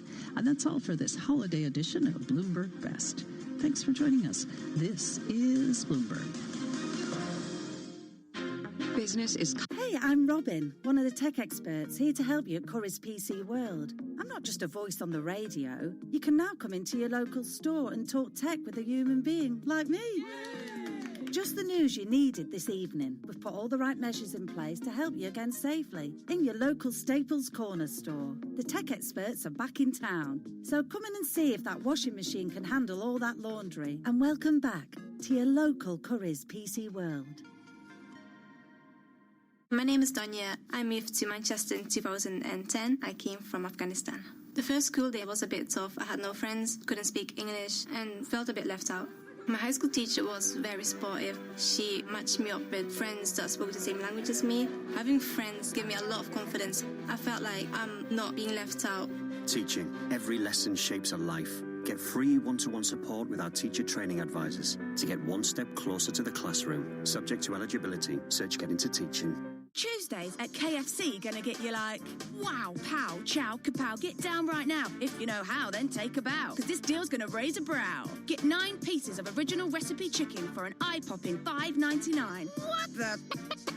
Every Tuesday at KFC. Participating restaurants ends 18th of August 2020. Tuesdays only, subject to availability, not available online. In case you didn't know, TuneIn lets you listen to the same radio stations you pick up on your home or car radio, except you can hear them from anywhere. If you want to find a station from somewhere else in the world, navigate to the By Location section under Browse. Keep exploring with TuneIn. We're all guilty of spending too much time on social media. Why not add something genuinely useful to your feed with TuneIn? Follow @TuneIn on Facebook, Twitter, and Instagram to learn about some of the best stuff happening around the app. You might just discover your next audio obsession. Looking for your daily fix of NFL news and analysis? In that. So we had to blow it up into Super Bowl predictions instead. Look no further than the Pick 6 podcast, where CBS sports writer Will Brinson gets you up to speed with what's trending in the NFL that day, so that you're always in the know. Yeah, it's pretty revealing of Brinson's methodology for predictions. When he gets mad at people for predicting good teams are going to win the Super Bowl or good players are going to win major awards, that's how you wind up. Search Pick 6 on TuneIn to listen. Hi, this is Mike Tirico, introducing you to Sports Uncovered, the newest podcast series from the storytellers at NBC Sports that will shine a fresh light on the most unforgettable moments in sport. The reason why I'm smiling, I might get in trouble for this. Search Sports Uncovered to start listening today. 24 hours a day at Bloomberg.com, on the Bloomberg Business app, and at Bloomberg Quick Take. This is Bloomberg Radio. Now a global news update. Tamping down on COVID, wearing a mask. I'm Ann Cates. The number of confirmed coronavirus cases in the U.S. is approaching 2.8 million, and more than 129,000 people have died. Florida has reported almost 9,500 new cases and 67 deaths today. Tampa Mayor Jane Castor says the state rushed to reopen. Opening up of the bars, I believe, was a mistake. That's where we've seen the surge, is basically the 21 to 34-year-old age group. And while they're young and healthy, and we haven't seen a dramatic increase in the deaths, my fear is that those younger people are going to pass that on to those in their households that can least afford to have this. A top U.S. health official has a message for Americans this 4th of July holiday weekend. Correspondent Linda Kenyon is in Washington. Surgeon General Jerome Adams says, wear a mask. Speaking on NBC's Today Show, General Adams said, in his words, we will actually have more independence and more freedom, saying more places will be able to stay open and there will be less spread of the disease. He also said people should consider circumstances before attending large gatherings, saying large gatherings present the biggest risk right now. President Trump will be at Mount Rushmore in South Dakota tonight, where thousands are expected to join him. It has been a decade since fireworks were shot off at Mount Rushmore. Over a year ago, at the urging of South Dakota Republicans, the president took it as a personal mission to revive the pyrotechnics that had been banned by the Park Service under the Obama administration because of worries about brush fires. However, Native American activists will protest what they say is stolen land for the monument tonight. And late today, the president will fly out to see the fireworks and return to Washington in the middle of the night. Bob Costantini, Washington. Dodger Stadium 40-year wait to host the All-Star Game is going to last even longer. The July 14th game has been canceled because of COVID-19. I'm Ann Cates.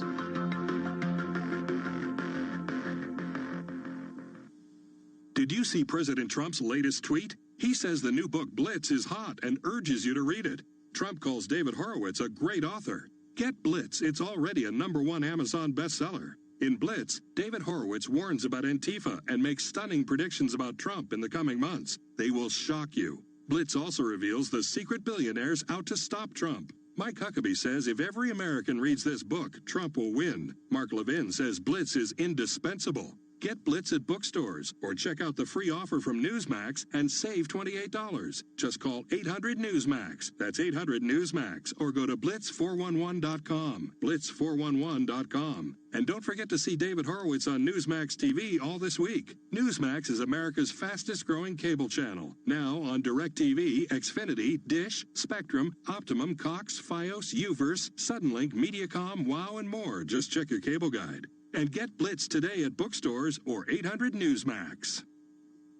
The annual Nathan's 4th of July hot dog eating contest will still take place tomorrow in New York. Coney Island will still host the annual spectacle of overconsumption. Canceling Nathan's would be canceling the 4th of July. We're not going to do that. But host George Shea said this will be a very different Nathan's 4th of July hot dog eating contest because of coronavirus. It will be 6 men and 5 women. They'll be spaced 6 feet apart with plexiglass between them, and it'll be in a secret location with no in-person audience. 12-time champion Joey Jaws Chestnut often depends on the crowd. It's going to be weird not having the audience, the sound of the audience. It'll be broadcast live on ESPN. Steve Kastenbaum, New York. The Washington Redskins are undergoing a thorough review of their name. FedEx, which owns the naming rights to the team's stadium, asked the owner to drop the Redskins moniker. Nike appears to have removed all Redskins gear from its online store. I'm Ann Cates.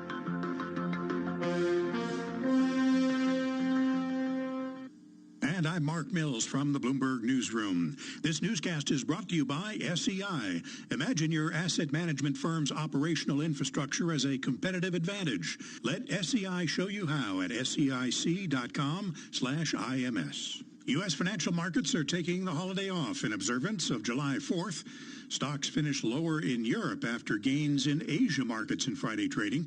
That came after yesterday's advance in U.S. stocks as the Nasdaq hit a fresh record high. In Europe, investors are rattled by disagreements within the European Central Bank over stimulus measures as the economy suffers during the pandemic.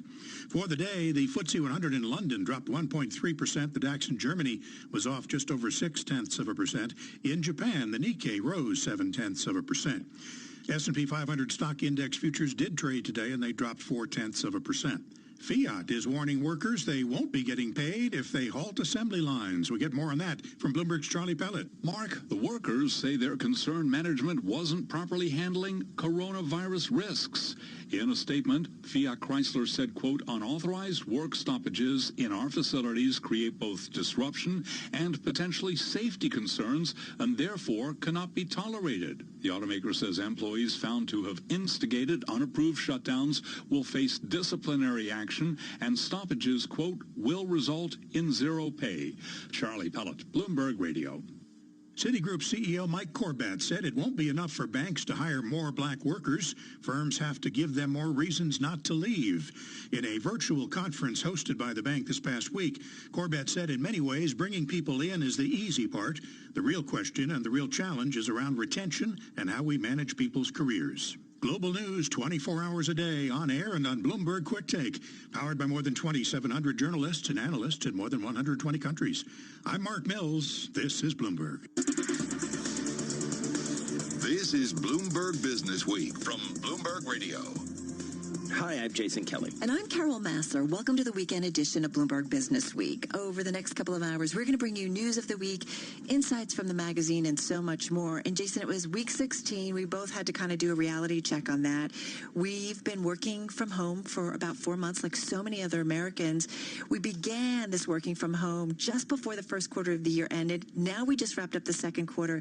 The first half of the year is over. And this week, Bloomberg Business Week magazine, a little bit of a respite, perhaps, from some of the big headlines out there and stresses that we've all been dealing with.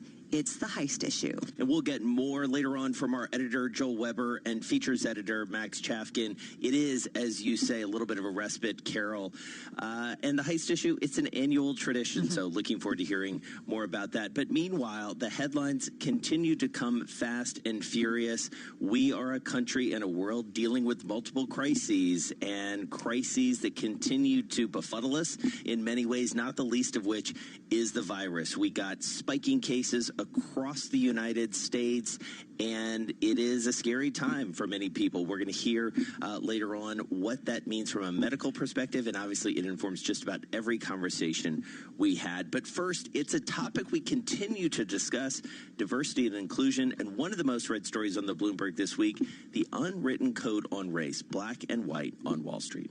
You're right, Jason. It was one of the most read stories of the week on the Bloomberg. We got more from Bloomberg News finance reporter Michelle Davis. Over the past few weeks, Wall Street, much like the rest of the country and the rest of corporate America, has been facing a reckoning over race, and that means there's been lots of conversations happening. And so, I wanted to talk to black workers across the industry to hear about what it's like to be black in a predominantly white industry, what sorts of conversations are happening at their firms right now, and, why they think diversity initiatives has failed. And in talking to folks, what I found, or what I heard, was that, well, a lot of people are really heartened by the fact that, there are these open conversations about race happening right now.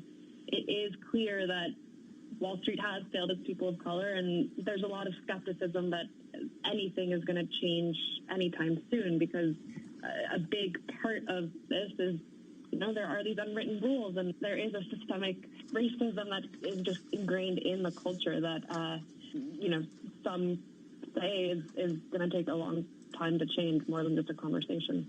Michelle, what surprised you the most as you were reporting this story? Because the way you wrote it is fantastic, because you just come right out with these unwritten rules, and note that some people will say, no, that's not true, maybe that's not true. But the reality is as I read it, at least, knowing Wall Street fairly well, every one of them rang true to some extent or another. But what surprised you the most? So I would say two things. One is I hadn't realized that even though Wall Street has had diversity initiatives in place for decades, the industry has actually gotten whiter over the past few years. At JP Morgan, Bank of America, and Citigroup, the percentage of black workers overall has been falling, not rising. So that was surprising to me. And the other part was just the fact that every single person I talked to had experienced some sort of racism, not, just when they left the building, because social status doesn't protect you from racism, but it was inside the building, and it maybe not all of it was as overt as like a coworker calling them an inappropriate name, but it was just these little things that happened every single day that I found shocking and horrible, frankly. I got to tell you, just the list, reading through, and I've read it a couple times. I mean, as you say, never forget, despite all those promises about diversity, only about 1% of senior management on Wall Street is black. You go down this list, adopt a white voice, don't laugh too loudly, act like all of this is normal, don't talk about race. I've had conversations with a lot of folks. I know, Jason, you have too. And, it's amazing how Black Americans on Wall Street, and I feel like in corporate America, they have really felt like they are not allowed to speak freely. And that's troublesome. Yeah, and I think something that one person I talked to said that I think really kind of sums up what you just said there, and which I found interesting, is that a lot of this does have to do with culture. So, if you have to change or hide part of yourself to fit into a culture, and based on the conversations I had, people are getting penalized if they don't, then that means there's clearly something wrong with the system and the culture itself. And I think, the big question is, how do you actually pierce that? One thing I would have loved to do in here that I didn't is actually be able to break down, like, what the Black representation is like on actual trading floors and like within investment banking, because those numbers, they don't exist anywhere. I know anecdotally that, at some of the banks, there are no Black workers on certain desks, but it's just I think until there are actual numbers, it might be hard for some of the banks to actually admit that there is a problem. And that's Bloomberg News finance reporter Michelle Davis. As we said, one of the most read stories of the week, which in some ways I have to say is good news, in the sense that I do feel like Wall Street is paying attention to this story more and more. Race relations, and inequality, Carol, oftentimes on Wall Street went unspoken. And I think that is underneath everything that Michelle was writing about in this story. These unwritten rules, they are disturbing to read, but also paint a portrait of maybe, just maybe, a Wall Street that's ready to change. I'm just going to say, check out our story on the Bloomberg at Bloomberg.com, because there's so many revealing statistics and startling statistics in that story. You're listening to Bloomberg Business Week. Coming up, as states continue reopening, the question remains, are they doing it too soon? We'll hear from one of our go-to voices on the virus, Dr. Ian Lustbader. He's the clinical associate professor of medicine at NYU Langone Medical Center. It's a week where Anthony Fauci came out and talked about virus cases could rise to 100,000 a day if behaviors don't change. This story front and center. This is Bloomberg. Jenny Liss, Jewish communal leader and philanthropist, talks about why she chose the Jewish Communal Fund for her family's charitable giving. For a lot of people, it would be the convenience factor. I don't have to track anything. If charitable giving is an important part of your life, JCF can help you organize your philanthropy with our donor-advised fund. A fund can be established with a minimum tax-deductible contribution of $5,000. Make grants to your favorite charities, and JCF handles all the administration and reporting. At the year end, our board awards community grants, from fees and endowment income to UJ's annual campaign. We also make gifts to specific organizations, the elderly, Holocaust survivors, the hungry. The fact that we come together as a community at the end of the year to build community, that's what makes us different. Get better at giving back. To find out more about JCF's impact, visit jcfny.org and download the Giving Report. JCF, we have a gift for giving. This is a Bloomberg Money Minute. People might not be drinking as much during the pandemic. Overall alcohol sales are down so far this year compared to last, but some people are buying the hard stuff and not just to down it in one shot. People are actually looking, they're thirsty for alternative assets. Murray Holdgate is the founder of Platinum Rise Capital Partners. He's running a new private equity fund focused on rare single malt whiskeys. We call it liquid gold because it's sort of a natural safety to look in the alternative markets. And he's promising returns of 15 to 20% 20% year on year based on what the rarest spirits can go for on the auction block. Year on year, some of these auctions are returning the same cask, the same bottle, and how much they're going up. One index of luxury assets showed the value of rare whiskey jumped 564% last year. Rare coins came in second with a 175% return. Little wonder then that the initial pitch is going out to investors in Hong Kong with a more than $120,000 minimum buy-in. Nathan Hager, Bloomberg Radio. Hey! When you're buying tech online and you want to make sure you get exactly what you need, would you rather talk to a machine? Or to someone called Mac, or Sean, or Luth, or Ange, or one of our other tech experts on Shop Live, Curry's PC World's online video call experience? Hi, I'm Ali. How can I help? Isn't it nice to get expert advice from another human being before you buy? They're just a click away. Curry's PC World. Talk to our tech experts online with Shop Live.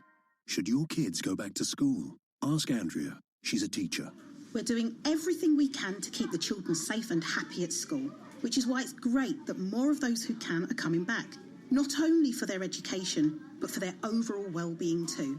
It gives them a routine, helps develop their social skills, and they get to see their friends too. If your child is eligible, they should return to school. The government is working towards getting all pupils back in September. Stay alert, control the virus, save lives. To help keep you and your loved ones safe, tune in as the latest guidelines from the CDC.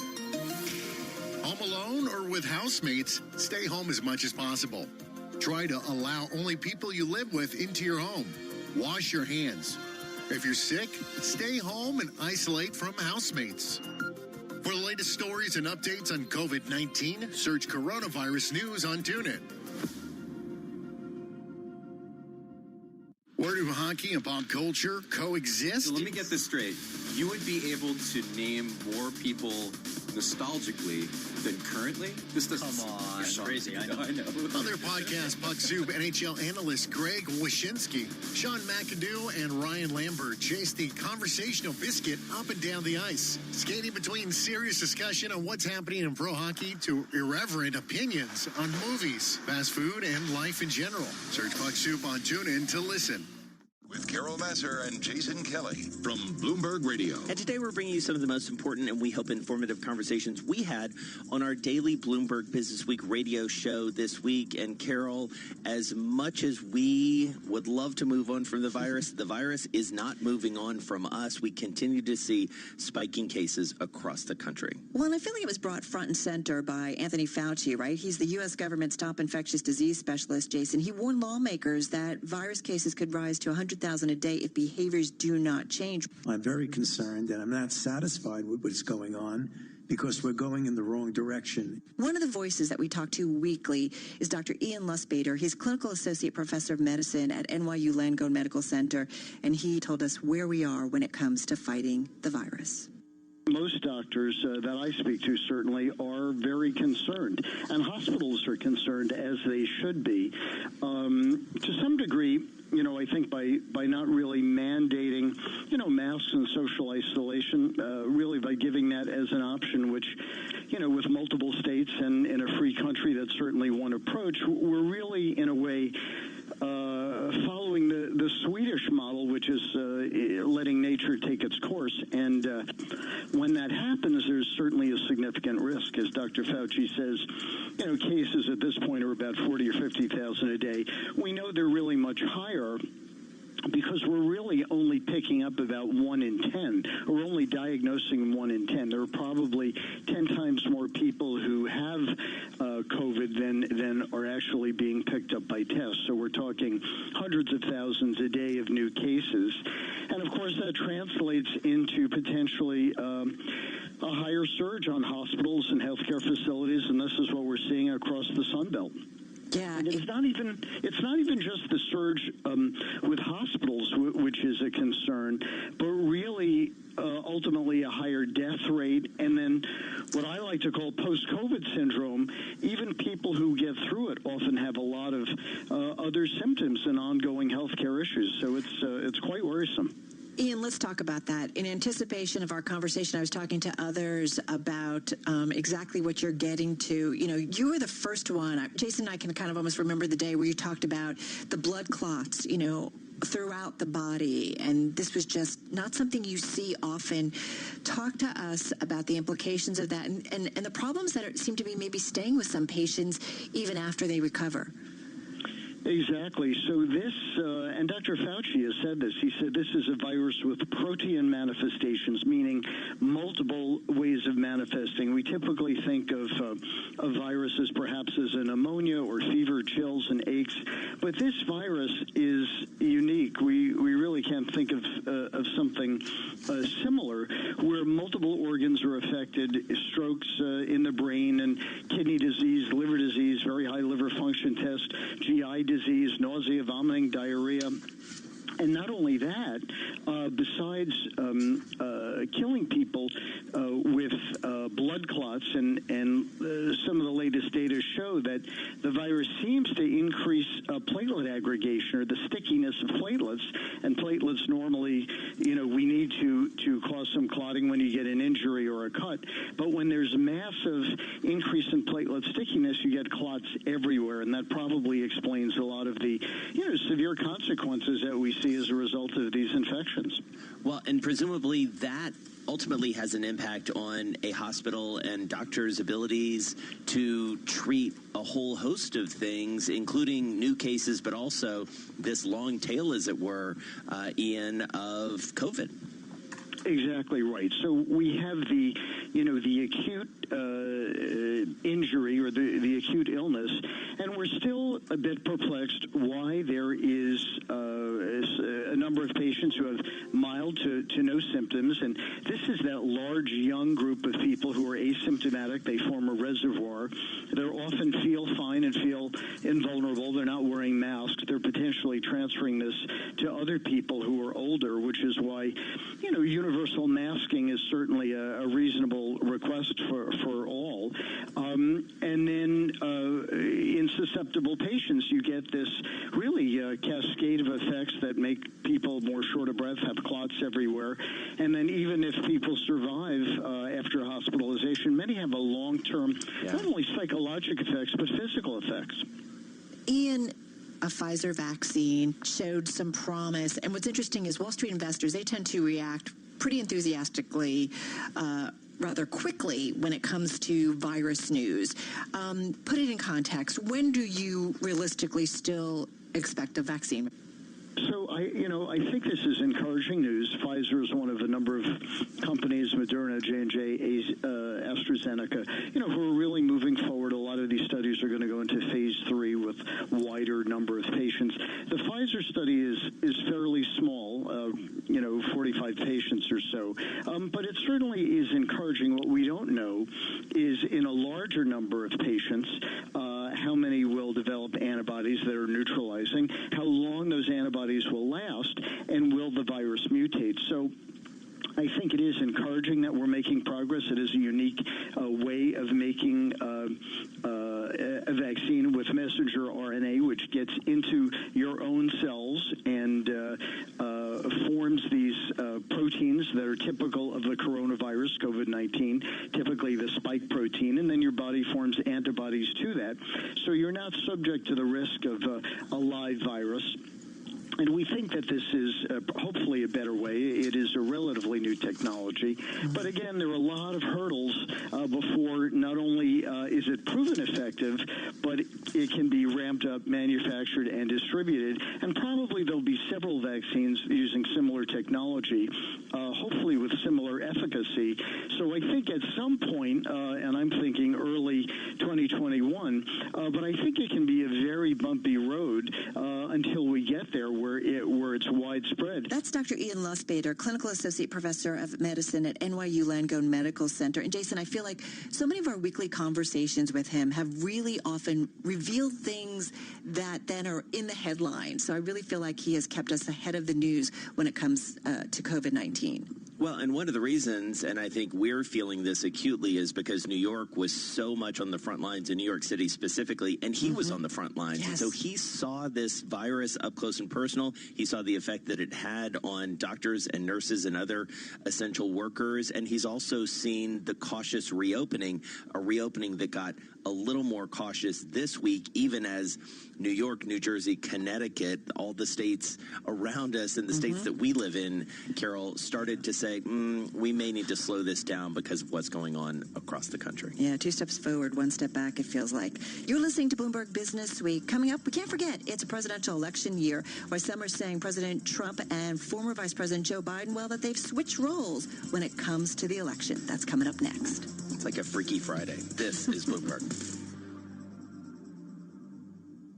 Have you wanted to speak a new language, but you thought it'd be too hard or take too much time? Then go to Babbel.com, download the app, and try it for free. In just 15 minutes a day, you'll be on your way to speaking a new language in just a few weeks. And right now, you can try Babbel for free. Babbel starts out teaching you words and phrases by matching them with pictures. You won't believe how easy the interactive program is. Soon the sentences get a little bigger, and before you know it, you're having simulated conversations voiced by native speakers. And because Babbel is crafted by language experts and uses the spaced repetition method, in just 10 to 15 minutes a day, you'll be speaking the language of your choice with real confidence. With Babbel, you can speak a language. Just go to Babbel.com and start your first lesson in the language of your choice for free. Download the Babbel app or go to Babbel.com and try it for free. That's BABBEL.com.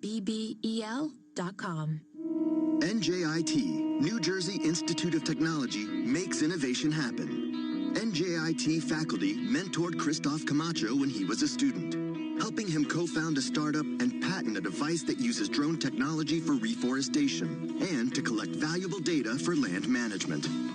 I founded Paratrees back in 2016, taking what I learned from my research at NJIT and migrating it to a startup.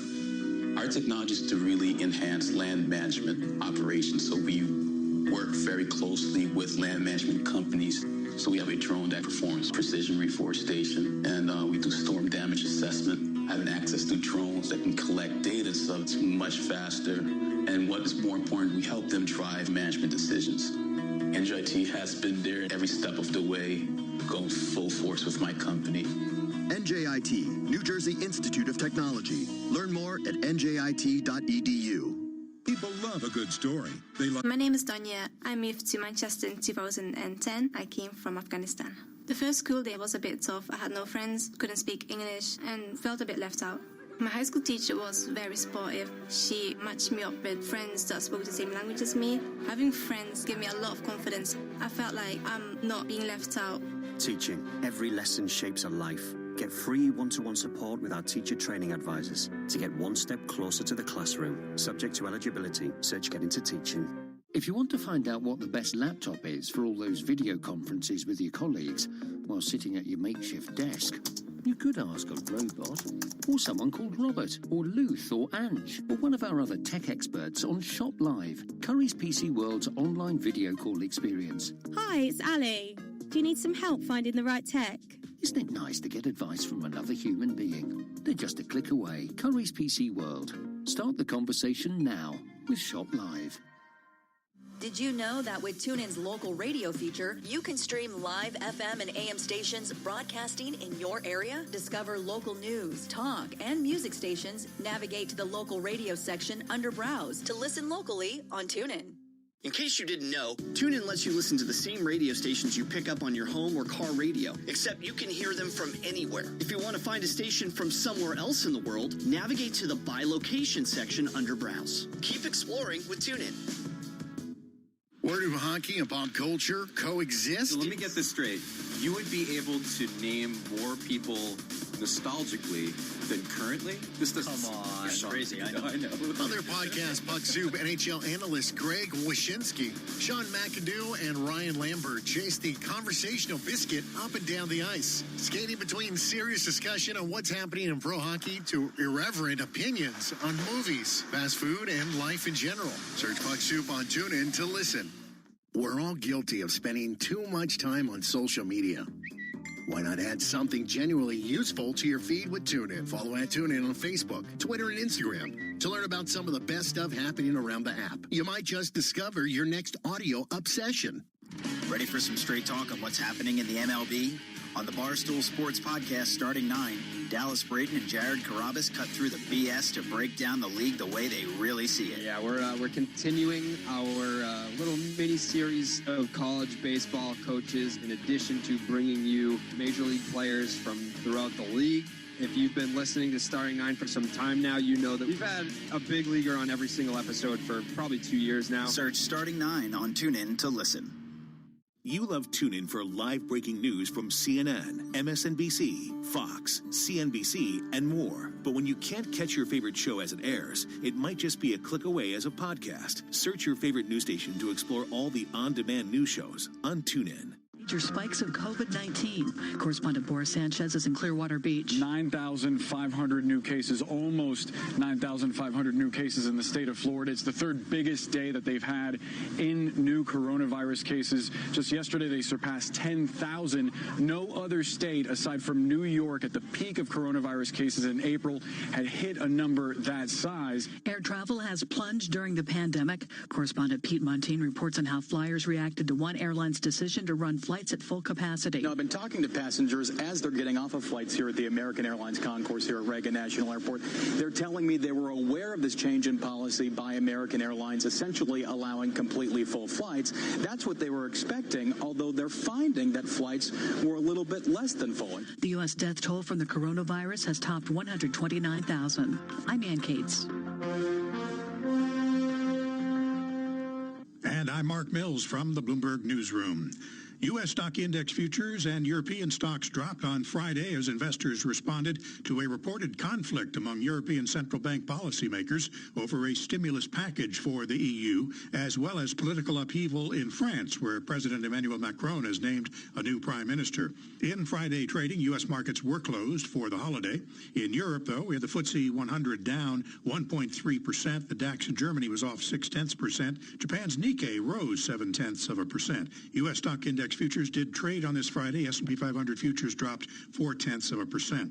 As new coronavirus cases hit daily record highs, former Labor Secretary Robert Reich says more needs to be done to combat the virus. We are not doing what we need to do as a nation, not only in terms of contact testing and tracing, but also in terms of providing people with adequate protection. Despite a stronger than expected June jobs report out Thursday morning, followed by a big jump in financial markets, as the day wore on, concerns grew about the rising outbreaks of the coronavirus and its potential impact on the labor market. With the pandemic in the backdrop, guns are flying off the shelf all across the USA. Bloomberg's Greg Jarrett reports it's a sign of the times. U.S. consumers are rushing to buy guns as the COVID-19 pandemic and protests over police brutality combine with U.S. presidential politics to fuel the unprecedented demand. Firearm background checks compiled by the Federal Bureau of Investigation, a proxy for gun purchases, jumped to a record in the month of June as street demonstrations spread across the U.S. Greg Jarrett, Bloomberg Radio. Germany is the first major economy to phase out coal, and Japan seeks extradition of Americans accused in the Carlos Ghosn escape. Global news 24 hours a day on air and on Bloomberg Quick Take, powered by more than 2,700 journalists and analysts in more than 120 countries. I'm Mark Mills. This is Bloomberg. This is Bloomberg Business Week with Carol Massar and Jason Kelly from Bloomberg Radio. Well, today we're bringing you some of the most important and we hope informative conversations we've had on our daily radio show, Bloomberg Business Week. This week, Carol, and we can't get too far away from politics. No, and it's easy to sometimes forget it's a presidential election year, Jason. It's just about 4 months away. Josh Green, one of our favorite voices from Business Week to have on air. He's the national correspondent. He wrote the book about the 2016 elections.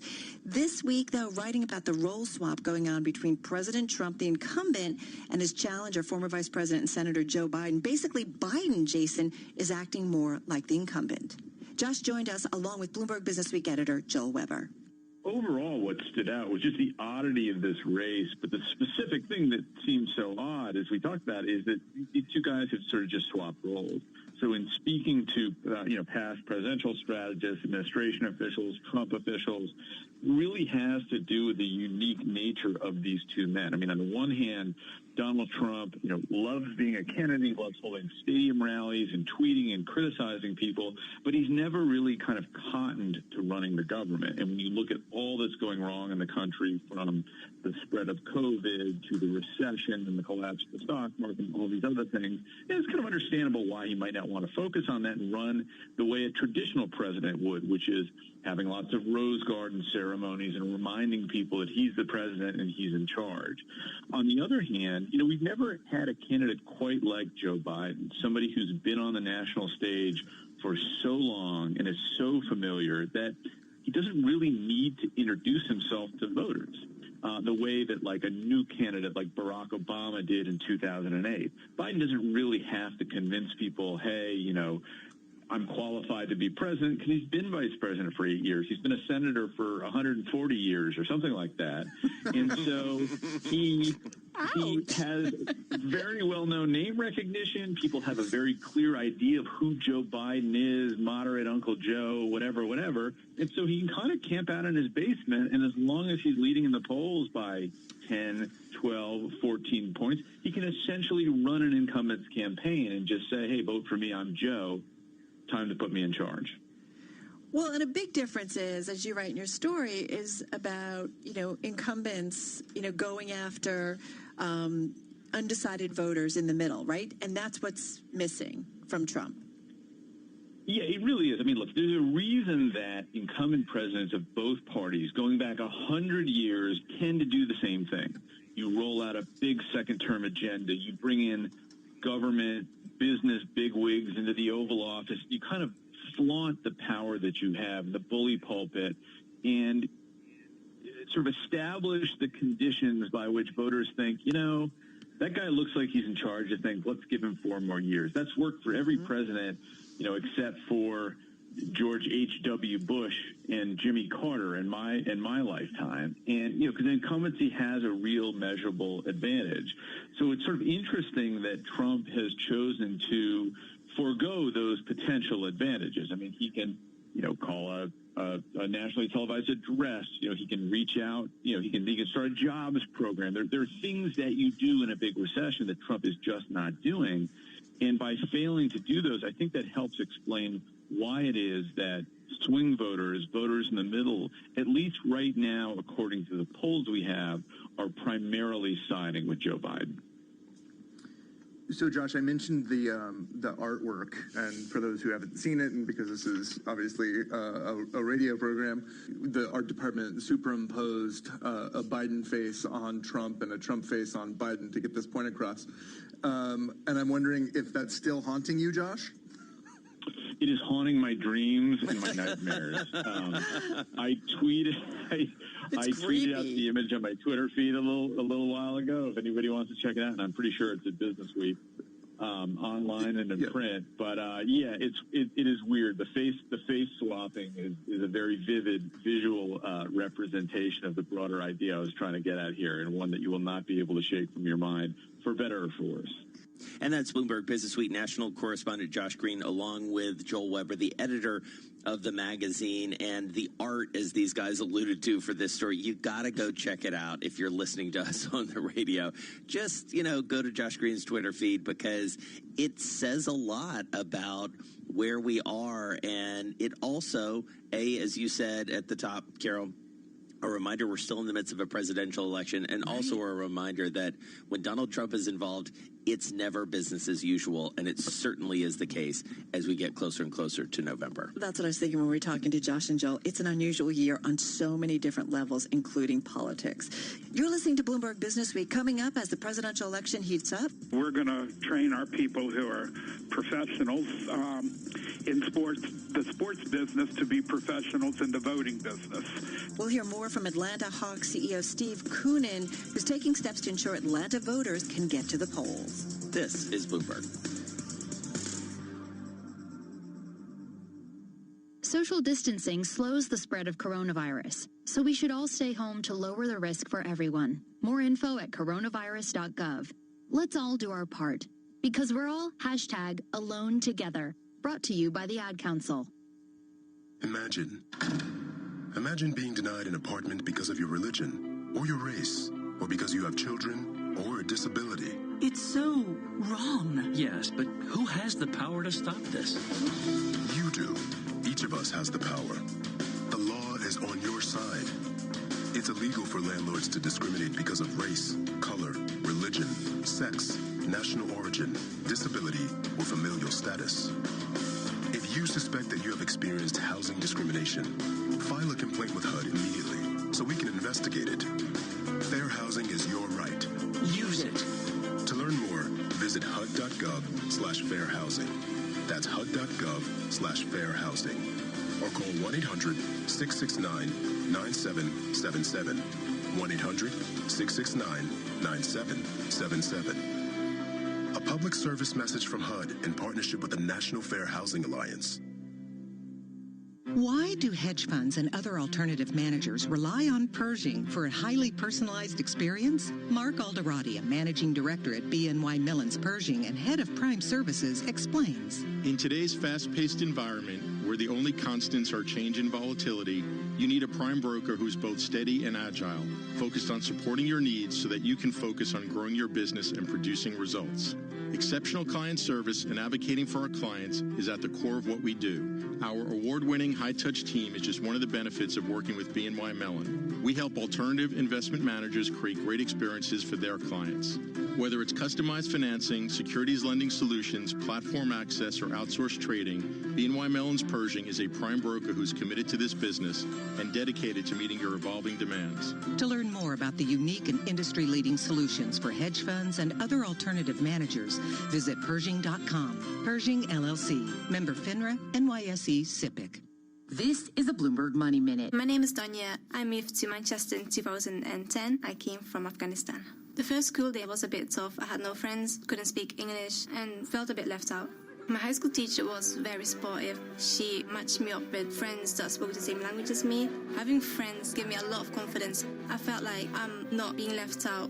Teaching. Every lesson shapes a life. Get free one-to-one support with our teacher training advisors to get one step closer to the classroom. Subject to eligibility. Search Get Into Teaching. When you're buying tech online and you want to make sure you get exactly what you need, would you rather talk to an algorithm or to someone called Al or Chantel or Raj or Fiona or one of our other tech experts on Shop Live, Curry's PC World's online video call experience? Hey, it's Ali. Can I give you a hand? Isn't it nice to get expert advice from another human being before you buy? They're just a click away. Curry's PC World. Talk to our tech experts online with Shop Live. The big Volkswagen event is now on. If you're after a new Volkswagen, we offer to pay your first 3 months finance payments and an additional £500 to £1,000 contribution to your deposit at 3.8% APR representative. Hello, sir. Do any take your fancy? Well, yes, a new Golf or T-Cross. A Tiguan. No, Passat. Oh, I need to sit down. Here, have a seat. The big Volkswagen event. With every type of car on offer, you may have trouble choosing. With Solutions Personal Contract Plan until 12th of July excludes e-Golf at participating retailers only. Minimum 46 months to receive 3 months finance payments. Indemnities may be required. Volkswagen Finance. Contact your local retailer to book an appointment. Buckle up, race fans. NASCAR is back in the driver's seat. And you can cut straight to the action here. With the Performance Racing Network on TuneIn, you can hear PRN's live coverage of some of this year's top events. As NASCAR's top drivers, Kevin Harvick, Clint Boyer, and more get back on the track. Search Performance Racing Network to listen and see upcoming races. You love TuneIn for live breaking news from CNN, MSNBC, Fox, CNBC, and more. But when you can't catch your favorite show as it airs, it might just be a click away as a podcast. Search your favorite news station to explore all the on-demand news shows on TuneIn. To help keep you and your loved ones safe, TuneIn has the latest guidelines from the CDC. Outdoor gatherings, wash your hands and don't touch your face. Stay at least 6 feet from people you don't live with. Wear a mask. Don't share food, toys, or other items, and avoid shared surfaces. Participate in events like these infrequently. For the latest stories and updates on COVID-19, search Coronavirus News on TuneIn. Who says only the experts get to do the talking? On the Scuttle Puck NHL Hockey Podcast, irreverent outsiders Mike Bond and Dale Horde give their untrained opinions on all things hockey from the fans' perspective. I don't know how you get those guys out of there. And Crosby, as great as he's been, it's just such a different era, so it's tough with the... he didn't have the crazy number of points that Orr, Lemieux, and Gretzky did. They just... Search Scuttle Puck on TuneIn to listen. Who says you can't have a laugh while getting serious about America's pastime? On the daily podcast Locked On MLB, comedian and baseball fanatic Paul Francis Sullivan talks about each team, each pennant race, and everything else in the game, from rule changes and controversies to baseball cards and stadium food. For those of you who are not familiar with me or the old show, I love to obsess over baseball. I'm talking baseball over the Super Bowl. We had a TV showing the division series during my wedding. Search Locked On MLB on TuneIn to listen today. 24 hours a day at Bloomberg.com, the Bloomberg Business, Radio.com, and iHeartRadio apps, and at Bloomberg Quick Take. This is Bloomberg 1130. Now, a global news update. Now the news. Florida continues to deal with major spikes of COVID-19. Correspondent Boris Sanchez is in Clearwater Beach. 9,500 new cases, almost 9,500 new cases in the state of Florida. It's the third biggest day that they've had in new coronavirus cases. Just yesterday, they surpassed 10,000. No other state, aside from New York, at the peak of coronavirus cases in April, had hit a number that size. Air travel has plunged during the pandemic. Correspondent Pete Montine reports on how flyers reacted to one airline's decision to run flights at full capacity. I've been talking to passengers as they're getting off of flights here at the American Airlines concourse here at Reagan National Airport. They're telling me they were aware of this change in policy by American Airlines, essentially allowing completely full flights. That's what they were expecting, although they're finding that flights were a little bit less than full. The U.S. death toll from the coronavirus has topped 129,000. I'm Ann Cates. This is Bloomberg Business Week with Carol Masser and Jason Kelly from Bloomberg Radio. Well, today we're bringing you some of the most important, we hope, informative conversations we had on our daily radio show this week. And Carol, it's a business of sports invasion. But it's a great invasion. And Jason, we know that this year is turning out to be a very different year on many levels. That includes the upcoming presidential election. You and Mike Lynch had an interview with Atlanta Hawks CEO Steve Koonin. We have offered our arena, State Farm Arena, which is about 700,000 square feet, to the Fulton County Commission to host voting for both the August runoff and the general election. And we will be the home of early voting for Fulton County, which is a county that has almost 1 million registered voters. In early voting in Georgia, you're allowed to vote in any super precinct. So we will take our full-time staff and turn them into full-time poll workers.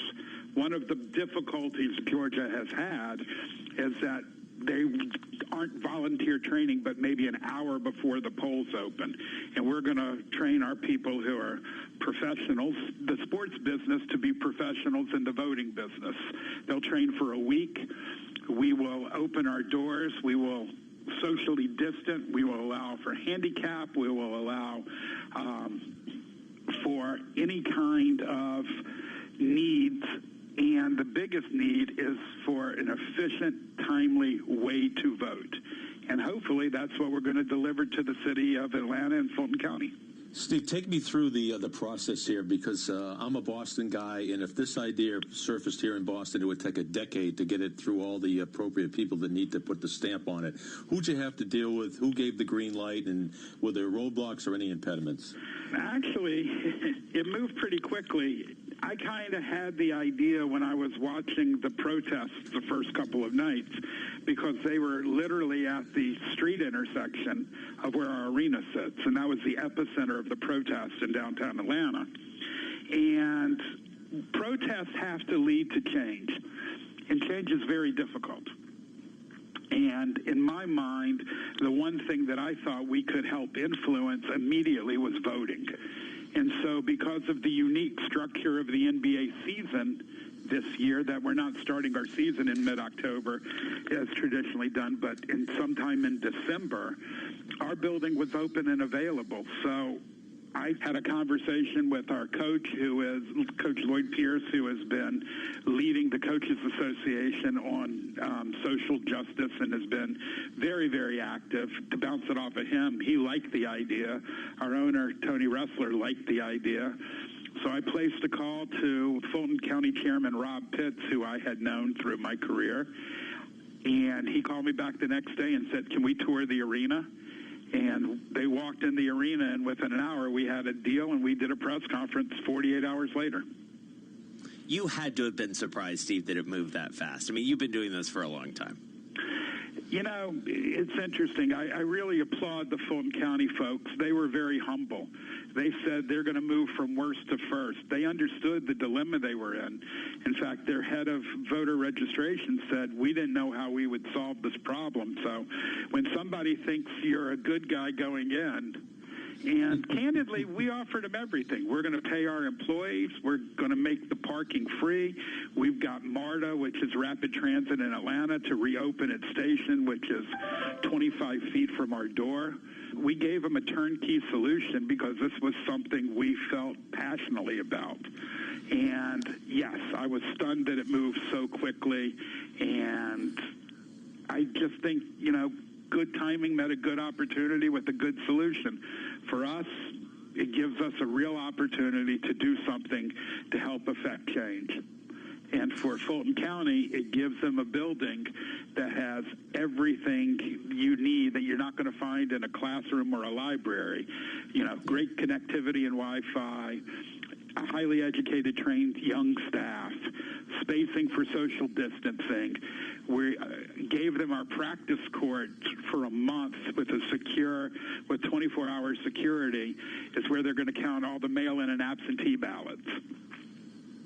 So we're literally turning our building from State Farm Arena to, and like a good neighbor, State Farm is there, State Farm Election Central. How did I do on that plug? That's good. Pretty good. Pretty good. They're going to be happy. You know, sometimes going and voting to, as you said, a school or a library or a fire station, you could stand in line for a long, long time. If it's inclement weather, it discourages people. But, you know, I've been to that facility. I'm a Boston guy, but I spent a week down there at the Super Bowl. It's a great facility, public transportation. This might become such a pleasurable experience that you might be asked to do it every time there's a major election, at least every 4 years. Are you ready for that? Well, I would love that if it became a national NBA holiday and every arena in the league did it. Yeah. I mean, have you heard from other, I mean, I know that this is brand new, but I have to think this is an idea that could catch on across the league, Steve. I talked to 6 teams. We have a network of NBA presidents. We work together. Even though we compete on the court, we're business partners off. And there's only 30 of these jobs in the world, so we talk quite a bit. So I had multiple cities call me, and multiple cities are doing voter registration, and they've already got their programs into place. So they're going to look. You know, if you own your building is going to be dark from most likely concerts and the start of hockey and basketball are being delayed. It's a great opportunity, and I think one of the keys is through our owner, Tony Ressler, and his generosity. We've been paying all our employees. Yeah. And so by treating people well, now we need something back from our staff, and they couldn't be more excited to participate. So they're going from full-time sports employees, Hawks employees, to full-time poll workers, which really hasn't happened. So, Steve, you know, we were talking about the NBA, and you put it very well that there are only 30 of these jobs, and you guys talk all the time. It does strike me that the NBA has been more progressive than most leagues in terms of activism, in terms of reacting, and maybe being proactive around a lot of social issues. A, do you agree? And B, why is that? I absolutely agree. I think if you look at, I think it has to start on 2 levels. I think the first is ownership structure. You know, Adam Silver, who is progressive and innovative and a phenomenal leader, works for owners. And if you look at the ownership in our league, it's not generational ownership like you see in the NFL. I mean, you have wonderful families who have owned a football team since the start. Here you've got this next generation of private equity and investors and Steve Ballmer and people who are, well-versed in the needs of community. When you buy a sports team, Mark Cuban wrote this, and in fact, he wrote a letter to Ballmer that was great. It said, you don't own the team, you're just the steward of the team. The team is owned by your community. Tony calls our team a community asset. And I think sports are the great unifier. One of the reasons that I left the TV industry and went and ran my team in my town was because I thought we could do more to unite and excite the city of Atlanta than any policy or politician.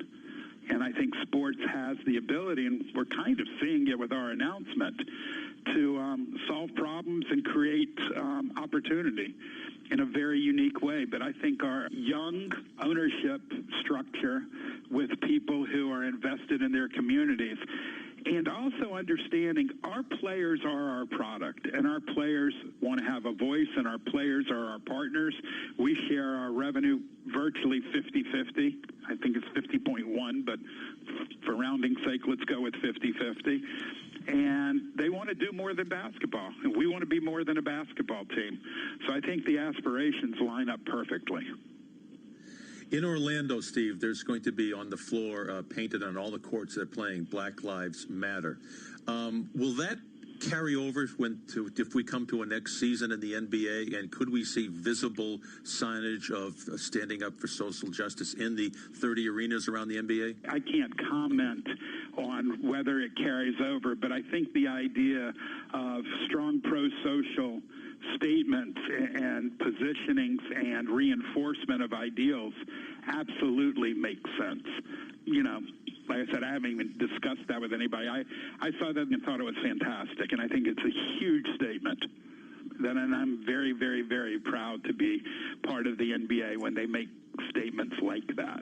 That's Atlanta Hawks CEO Steve Koonin. Jason, with you and, of course, Mike Lynch. You guys interviewed him for The Business of Sports. I think this is fascinating, and I'm curious to see if other cities and states start to do the same thing.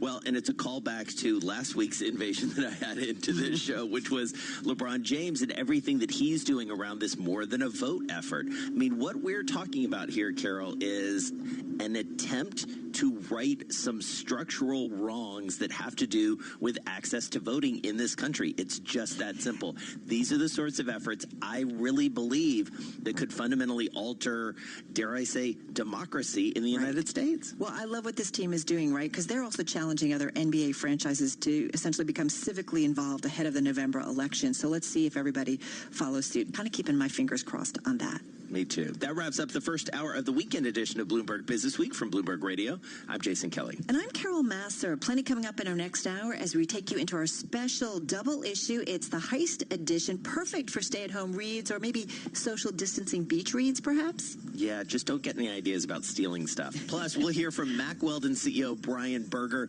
his take on running retail during this new world order. That and so much more is coming up next. This is Bloomberg. Hey, I'm Robin, one of the tech experts here to help you at Curry's PC World. I'm not just a voice on the radio. You can now come into your local store and talk tech with a human being like me. Just the news you needed this evening. We've put all the right measures in place to help you again safely in your local Staples Corner store. The tech experts are back in town. So come in and see if that laptop can help you improve your home setup. And welcome back to your local Curry's PC World. You always say the best thing you ever did was join up. I bet you don't get the same experiences in Civvy Street. Remember those incredible family adventures? And that feeling of being part of something special. We'd love to have you back. Go on. Feel the pride again. Search RAF Rejoiners. Wondering what to play next? Want to know what other TuneIn listeners are listening to right now? Head to the trending section under Browse to explore the most popular stations and podcasts on TuneIn today. Millions of listeners like you can't be wrong. Looking for your daily fix of NFL news and analysis? In that. So we had to blow it up at the Super Bowl predictions instead. Because Look no further than the Pick Six podcast, where CBS sports writer Will Brinson gets you up to speed with what's trending in the NFL that day, so that you're always in the know. Yeah, it's pretty revealing of Brinson's methodology for predictions. When he gets mad at people for predicting good teams are going to win the Super Bowl or good players are going to win major awards. That's how you wind up. Search Pick Six on TuneIn to listen. How do hockey fans know what day it is? Just turn on the Locked on NHL podcast, where a rotating cast of hockey experts guide you through the week with a different theme show for every day. From big news Monday to recap Friday. But we've got a couple of news items that are noteworthy in the NHL in the last week, one of which is below the NHL, and we'll bring that up first. So the AHL announced officially, this has been speculated for weeks and weeks, but the AHL... Search Locked on NHL on TuneIn to listen. Bloomberg.com, on the Bloomberg Business app, and at Bloomberg Quick Take. This is Bloomberg Radio. Now a global news update. Coronavirus hotspot, House hearing. I'm Ann Cates. Florida has reported another 9,500 confirmed cases of COVID-19 and 67 deaths today, one day after posting a record spike. Correspondent Boris Sanchez, some beaches in Florida are off limits. The governor effectively leaving it to local officials to enact restrictions in their municipalities. What that means is that places like Miami-Dade County in the southeastern part of the state, their beaches are closed this holiday weekend. They've enacted very strict curfews. There's a face mask mandate. Here on the Gulf side and Clearwater Beach, the beaches are open, and there are families that have been pouring in. The U.S. coronavirus death toll has topped 129,000. The House Judiciary Committee will speak with former U.S. Attorney General Jeffrey Berman next Thursday. Jeffrey Berman is the former top federal prosecutor in Manhattan. He was leading a number of investigations that involved President Trump's personal interests and his associates. Berman resigned last month under pressure from Attorney General William Barr. Members of the Judiciary Committee want to discuss the circumstances of Berman's departure and allegations that Barr removed him under the direction of the president because Berman may have been getting too close to the president's interests. General Barr denies that suggestion. He's scheduled to testify before the Judiciary Committee on July 28th. Linda Kenyon, Washington. Iran is releasing few details about a major fire that tore through a nuclear complex. The Atomic Energy Organization of Iran shared an image of a damaged building which appeared to show the roof charred by fire, broken doors, and blown out windows, but said there were no casualties reported. The United States confirmed there was an incident at Iran's key nuclear site, as the heat signature from the fire was actually captured by a NOAA-20 satellite. Questions swirling now in the international community about the incident, which comes just a week after a major explosion on the outskirts of Tehran near a military facility. Jeff McKay, Washington. I'm Ann Cates. Picture this. A shortage of fuel has closed your electric utility, or any other possible disaster devastated your town. You're out of power, no lights, no news. That's why federal and state agencies urge you to have an emergency radio. Now you can get a free Dynamo World Band emergency radio. This powerful radio lets you stay informed during any type of emergency. It doesn't even need batteries. It comes with a hand-crank generator and super bright LED flashlight. The Dynamo emergency radio includes the NOAA Weather Band, a long-range AM receiver, a high-sensitivity FM band, and even a USB jack to charge cell phones or other devices. The Dynamo Emergency Weather Band radio retails for almost $30, but Newsmax wants to make sure you get this radio. So check out the free offer for the emergency radio by going to gettheradio.com. That's gettheradio.com, or call toll-free 877-NEWSMAX. That's 877-NEWSMAX. This radio could save your life. This offer may end soon, so order today. For the first time, a Major League Baseball team has reached a deal with a sports gambling company. The Detroit Tigers announced a multi-year partnership with PointsBet. CEO of PointsBet USA, Johnny Aitken, says it's the first legal sports betting operator in U.S. history to partner with a Major League Baseball franchise. As part of the deal, PointsBet will have branding at Comerica Park and will be featured on the Detroit Tigers radio network. Detroit said the agreement will enhance fan engagement and game day excitement. I'm Barbara Cusack.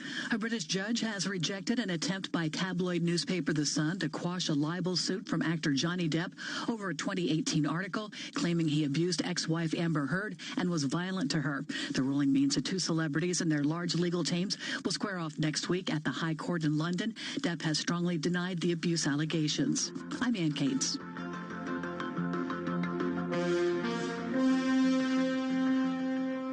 And I'm Mark Mills from the Bloomberg Newsroom. U.S. financial markets are closed for the July 4th holiday. Stocks are lower in Europe after gains in Asian markets that followed yesterday's advance in the U.S., with the Nasdaq hitting a fresh record high.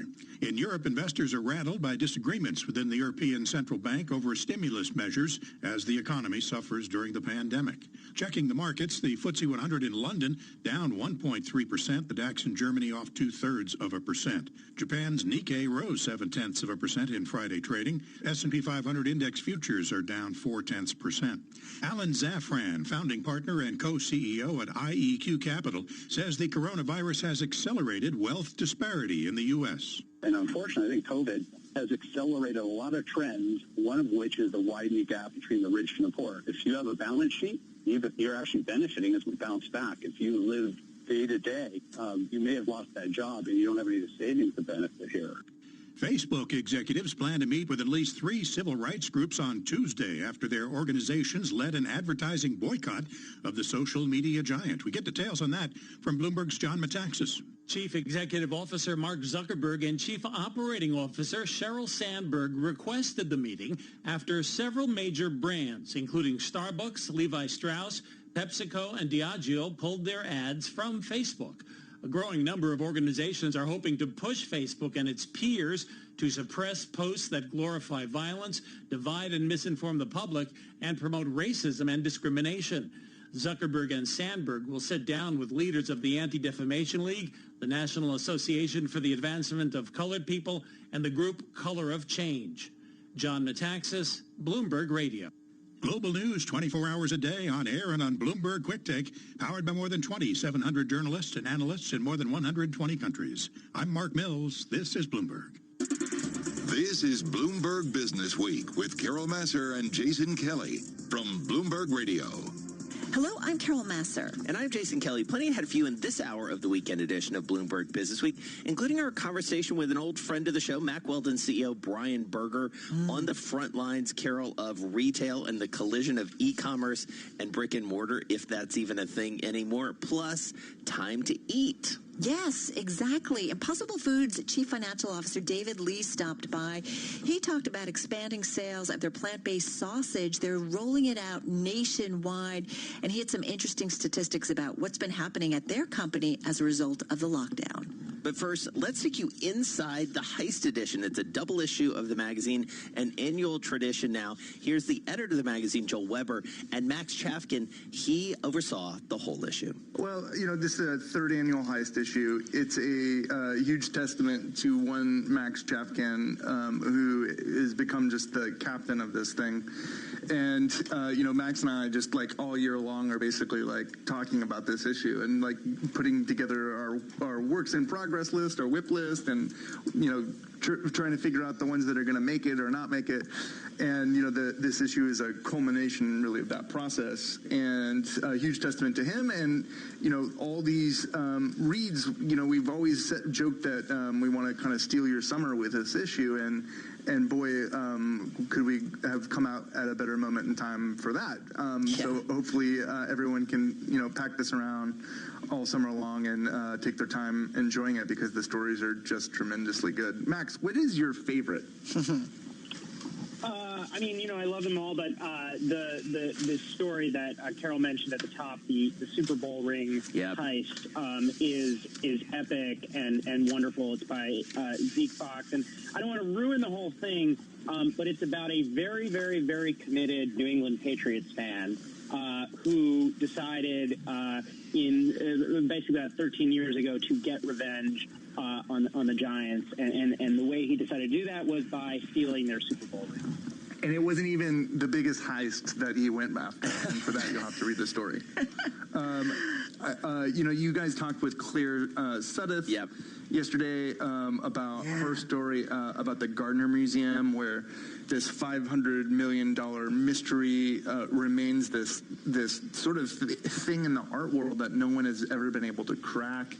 My favorite little detail about that is we've called it the case of the empty frames, because the museum has to keep the frames empty on the walls because otherwise the entire museum would actually turn over to Harvard. They have to keep things exactly as they were when the heirs handed them down and created the museum.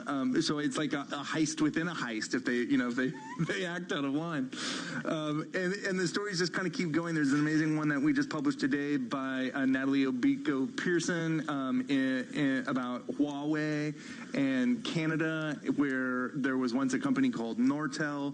A mysterious hack sank that company. Huawei, it coincides with basically the moment in time that Huawei really started to emerge as a dominant force, and actually Huawei ended up hiring a whole team of Nortel engineers who basically ended up being the ones that built 5G at Huawei.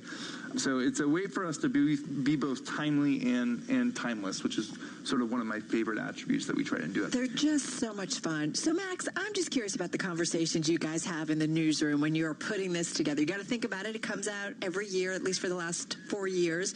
So, what goes on in the newsroom as you get ready, and you plan for this? Well, so, these are mostly fun. Not every story in this issue is what I would call, 100% ball of laughs. But for the most part, we're talking about stories that are fun and entertaining to report and entertaining to write and entertaining to read. And so, the reporters in the newsroom like this issue. It's a kind of journalist favorite. And so, yeah, throughout the year, like Joel said, we're fielding pitches for these stories. The Super Bowl one that I mentioned was, months in the making. I think we first started talking about it in October or November of last year. And so it's kind of a combination of just sort of over the year, fielding a bunch of pitches, but then also trying to be a little bit imaginative and think about, what are business stories that you wouldn't necessarily think of as a conventional heist story, but that could be thought of that way. And that's one that's like the Nortel story that Joel mentioned. Also, by the way, happy Canada Day, everybody. The story is about a Canadian national champion that was, through its own hand, through the market and through a hack, was destroyed. And so it's not a straight up heist, but it is a story where some theft plays a role, and there's also kind of a sort of business theft that is like one company taking another company's market share. So we try to take a sort of broader view of heist, but of course they have to have some like just classic, take the painting type stories, and we actually have two of those issues. So it's a mix. And that's Bloomberg Businessweek editor Joel Weber and features editor Max Chafkin, the architect of the heist issue. I wonder if he got any big ideas, Carol. I kind of love this issue, right? You never know what you're going to get in the heist issue, but it's all about stories of mystery and things gone missing. I love it. Stolen Super Bowl rings, fleeced workers. I don't love that. But nonetheless, man, where they go when they do this issue, it's always a wonderful, wonderful read. All right, you're listening to Bloomberg Businessweek. Coming up, Mack Weldon is airing its ads on television for the very first time. Our conversation with the company's founder and CEO, that's coming up next. They're a digital retailer, but man, they are definitely doing things a little bit differently in this environment. Well, they're at the nexus of everything when it comes to apparel and shopping, and we know it's a new world. This is Bloomberg.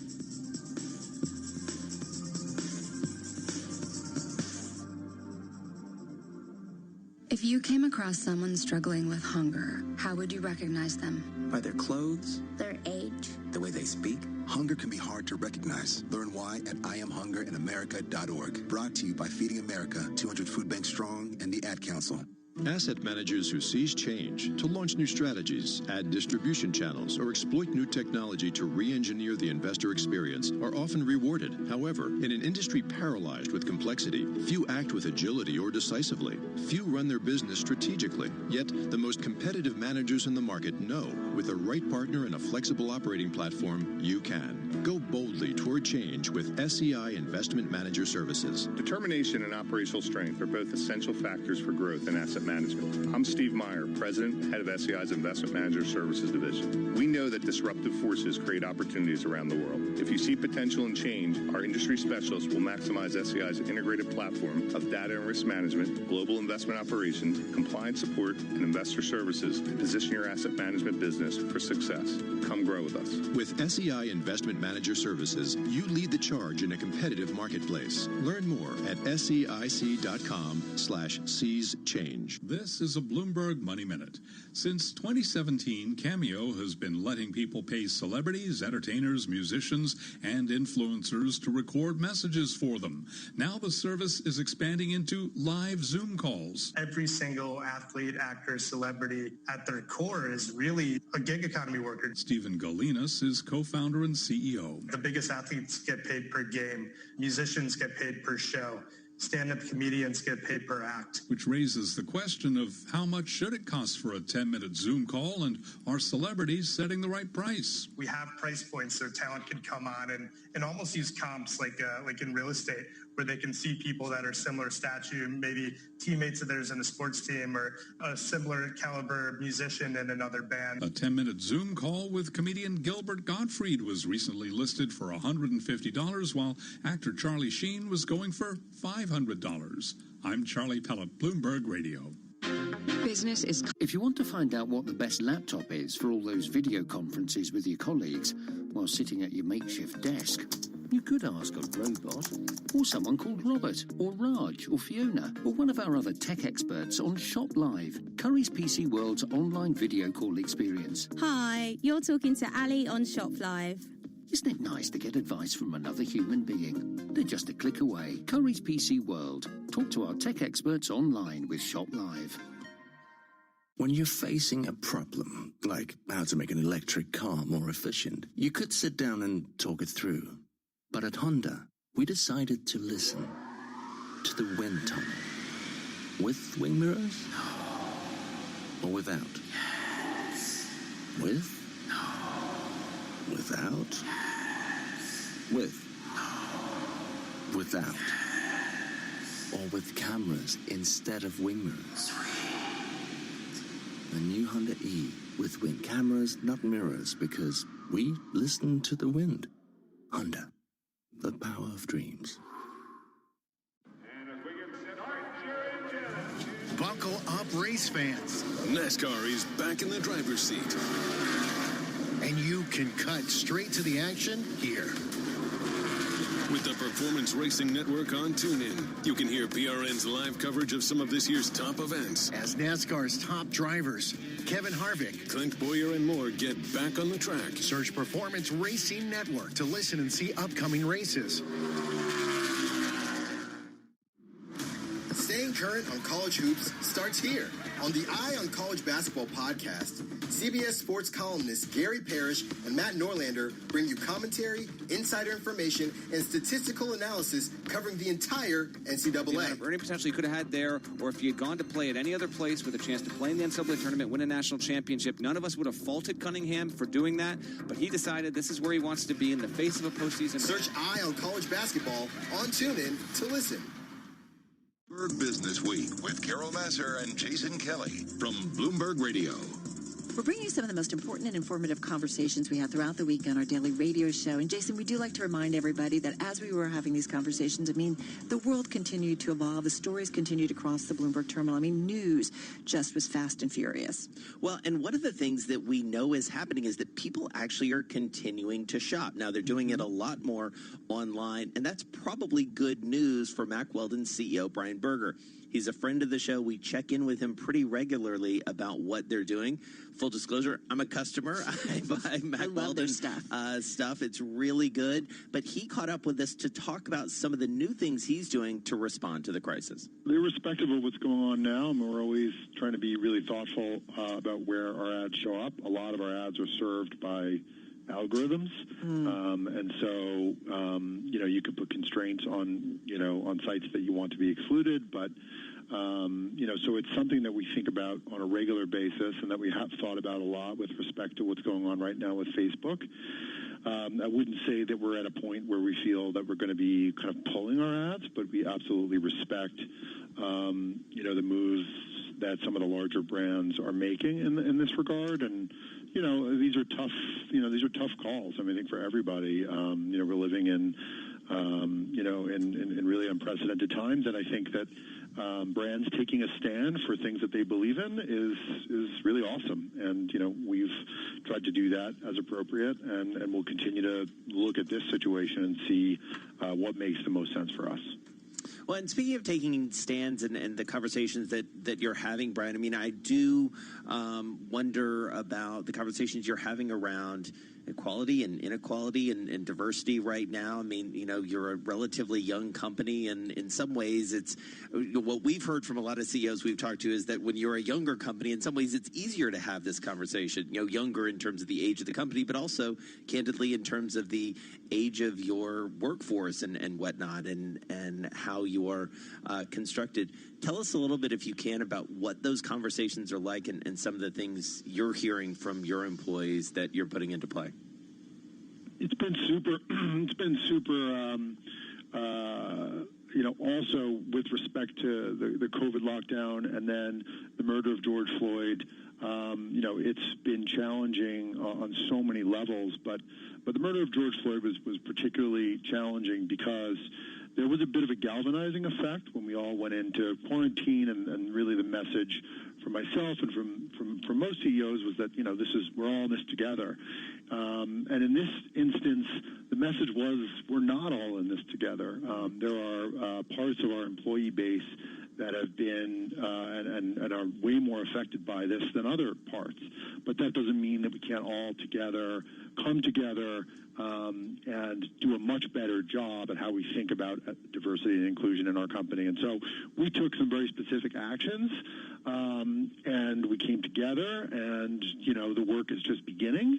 But starting with a diverse and inclusive workspace, we all felt that there was way more that we could be doing proactively to make this part of our operating culture and our DNA than we have historically been doing. So we committed ourselves to certain things as a company, and we look forward to rolling those out and really sort of moving the ball forward on this. I have to tell you, Brian, Jason and I are messaging ourselves back and forth because what you said about we found out that we're not all in this together. That is such an important statement because we're not. Yeah, and again, that doesn't mean that we can't. It's an opportunity to learn. Right. Mm-hmm. And one of the things that we did that was really powerful, brands are really compelled to react when things happen, and a lot do, and it's challenging because you don't want to be seen as kind of being opportunistic or pandering to the moment for your own kind of brand advantage.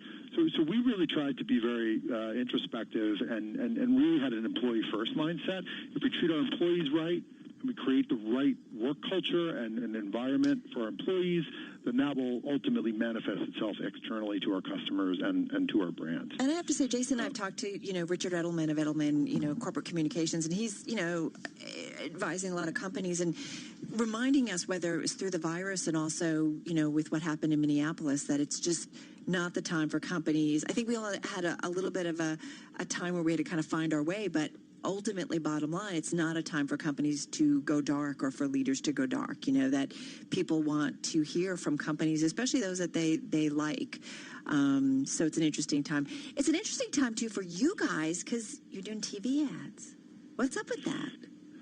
Yeah, so this is something that we had as a priority in 2019, but because the rest of our advertising, all the rest of our advertising programs were, quite honestly, facing a lot of headwinds in 2019 for a whole variety of reasons. We didn't really have the space in our marketing budget to really execute on it. And like so many things that have happened during this kind of 100-plus day quarantine, it's just an amazing example of our team, our entire company, our entire team doing more with less. No fancy shoots, no big production budgets, no kind of new, original content. We effectively looked into the assets that we had and really found probably the best thing you can use in an ad, which is a whole bunch of, video customer testimonials that we had done earlier in the year that we were able to repurpose with some video editing, with some, voiceover, with some graphic insertions around product, and really stitch together creative that was very, I think tone-wise really appropriate for where we are right now, and enabled us to get to market really fast with a test. And then the other thing where basically a lot of advertisers pulling out of traditional kind of linear television, spot television, over-the-top video, create a little bit more space for brands like ours to come in and test. Right. Because we're just testing this right now. That's Mac Weldon, founder and CEO Brian Berger. Jason, we love talking with him. Digital retailer, right? But they did open their first brick-and-mortar store about a year ago this spring at the shops at Hudson Yards. So really understands the retail environment and really how to operate in this new world order. Well, and what I find fascinating is the world has in many ways, no one would have predicted it this way, has sort of come to him, not only in terms of the way people shop, we're all shopping online, but what we're buying, what we're wearing. I am a testament to this. You see me every day T-shirts via all the time. Our video conference system. It's T-shirts and jeans all the time. And we had a story this week via the New York Times about Zoom shirts, basically people throwing on a dress shirt if they've got to be seen on video. I do that sometimes, but I do wonder what's going to stick on the other side of this. That's right. I recently saw you in a jacket. I'm like, Jason, what's going on over there? Feels weird. I know. All right, you're listening to Bloomberg Business Week. Coming up, we've got an investor and entrepreneur, looks at the world through so many different lenses. We're talking about FS Investments, Vice Chair and CEO of Campus Apartments. David Edelman is back with us. That's coming up next. This is Bloomberg. What's the true value of your custodial relationship? Ben Harrison of BNY Mellon's Pershing explains. As sophisticated investors demand more from their advisors, advisory firms, in turn, need to rely on their custodian to help them grow their complex businesses. At BNY Mellon's Pershing, supporting the rapid growth of RIAs is our #1 priority. We understand what it means to deliver true value to our clients who are looking for a custodian that is aligned with their best interest and delivers high-value solutions, all in an open architecture environment with flexibility, choice, and transparency. Learn why so many of the largest advisory firms turn to us for the financial strength, resiliency, and high-touch service that BNY Mellon Pershing provides. When you work with Pershing, we put your business first. Can your custodian say that? Learn more at Pershing.com or call 800-445-4467.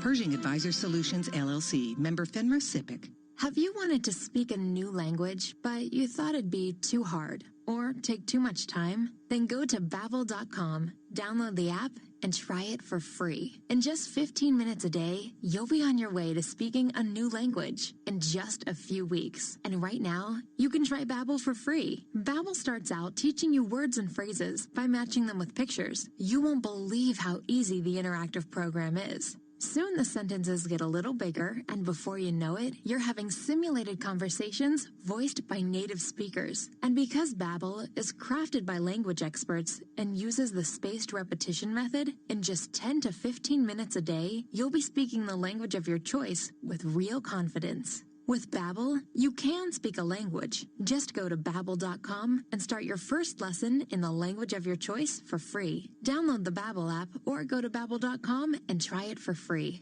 That's Babbel.com. With perspective comes clarity. Each week. Hey, I'm Robin, one of the tech experts, here to help you at Curry's PC World. I'm not just a voice on the radio. You can now come into your local store and talk tech with a human being like me. Just the news you needed this evening. We've put all the right measures in place to help you again safely in your local Staples Corner store. The tech experts are back in town, so come in and see if that fridge can hold enough for your hungry household. And welcome back to your local Curry's PC World. My name is Donya. I moved to Manchester in 2010. I came from Afghanistan. The first school day was a bit tough. I had no friends, couldn't speak English, and felt a bit left out. My high school teacher was very supportive. She matched me up with friends that spoke the same language as me. Having friends gave me a lot of confidence. I felt like I'm not being left out. Teaching. Every lesson shapes a life. Get free one-to-one support with our teacher training advisors to get one step closer to the classroom. Subject to eligibility. Search Get Into Teaching. Ready for some straight talk on what's happening in the MLB? On the Barstool Sports Podcast starting 9, Dallas Braden and Jared Carrabis cut through the BS to break down the league the way they really see it. Yeah, we're continuing our little mini-series of college baseball coaches in addition to bringing you major league players from throughout the league. If you've been listening to Starting 9 for some time now, you know that we've had a big leaguer on every single episode for probably 2 years now. Search Starting 9 on TuneIn to listen. This is Mike Golick Jr. from ESPN's Golick and Wingo. Every morning, Wingo, Dad, and I sit down and discuss all the news, drama, and highlights spinning the sports world that day. And with TuneIn, you can hear us whenever and wherever you go. Just search Golick and Wingo to start listening today. Where do hockey and pop culture coexist? So let me get this straight. You would be able to name more people nostalgically than currently? This doesn't Come on. crazy. I know. Other podcast Puck Soup NHL analyst Greg Wyshynski, Sean McAdoo, and Ryan Lambert chase the conversational biscuit up and down the ice, skating between serious discussion on what's happening in pro hockey to irreverent opinions on movies, fast food, and life in general. Search Puck Soup on TuneIn to listen. Are you fully informed on the NBA? On the NBA Hangtime podcast, veteran sports writers Sekou Smith and John Schumann analyze the latest NBA news, storylines, and discussions with guests from around the basketball universe. Isaiah Thomas joined us here on the Hangtime podcast. Isaiah, good morning. Everybody's doing well. As you know, my daughter tested positive. Search NBA Hangtime on TuneIn to listen. News. Arizona is intensifying as a COVID-19 hotspot. Correspondent Evan McMorris-Santoro is at a large annual arts and crafts event in Prescott. When it comes to face masks, again, required for vendors. If you're an attendee, it simply says, feel free to cover your mouth and nose at your discretion. So it's not required here. But as I've walked around and I've been here all morning, people are wearing them. You see some people wearing them, some people not. Some beaches in hard-hit Florida are off limits. Correspondent Boris Sanchez reports coronavirus rules are in effect for open areas along the coast. They're asking that groups not congregate and any group larger than 10 people not allowed on the beach. Keep in mind, the real question when you see these rules is where is the enforcement? We really haven't seen police or health officials out here making sure that these rules are being followed. The U.S. COVID-19 death toll has topped 129,000. I'm Ann Cates.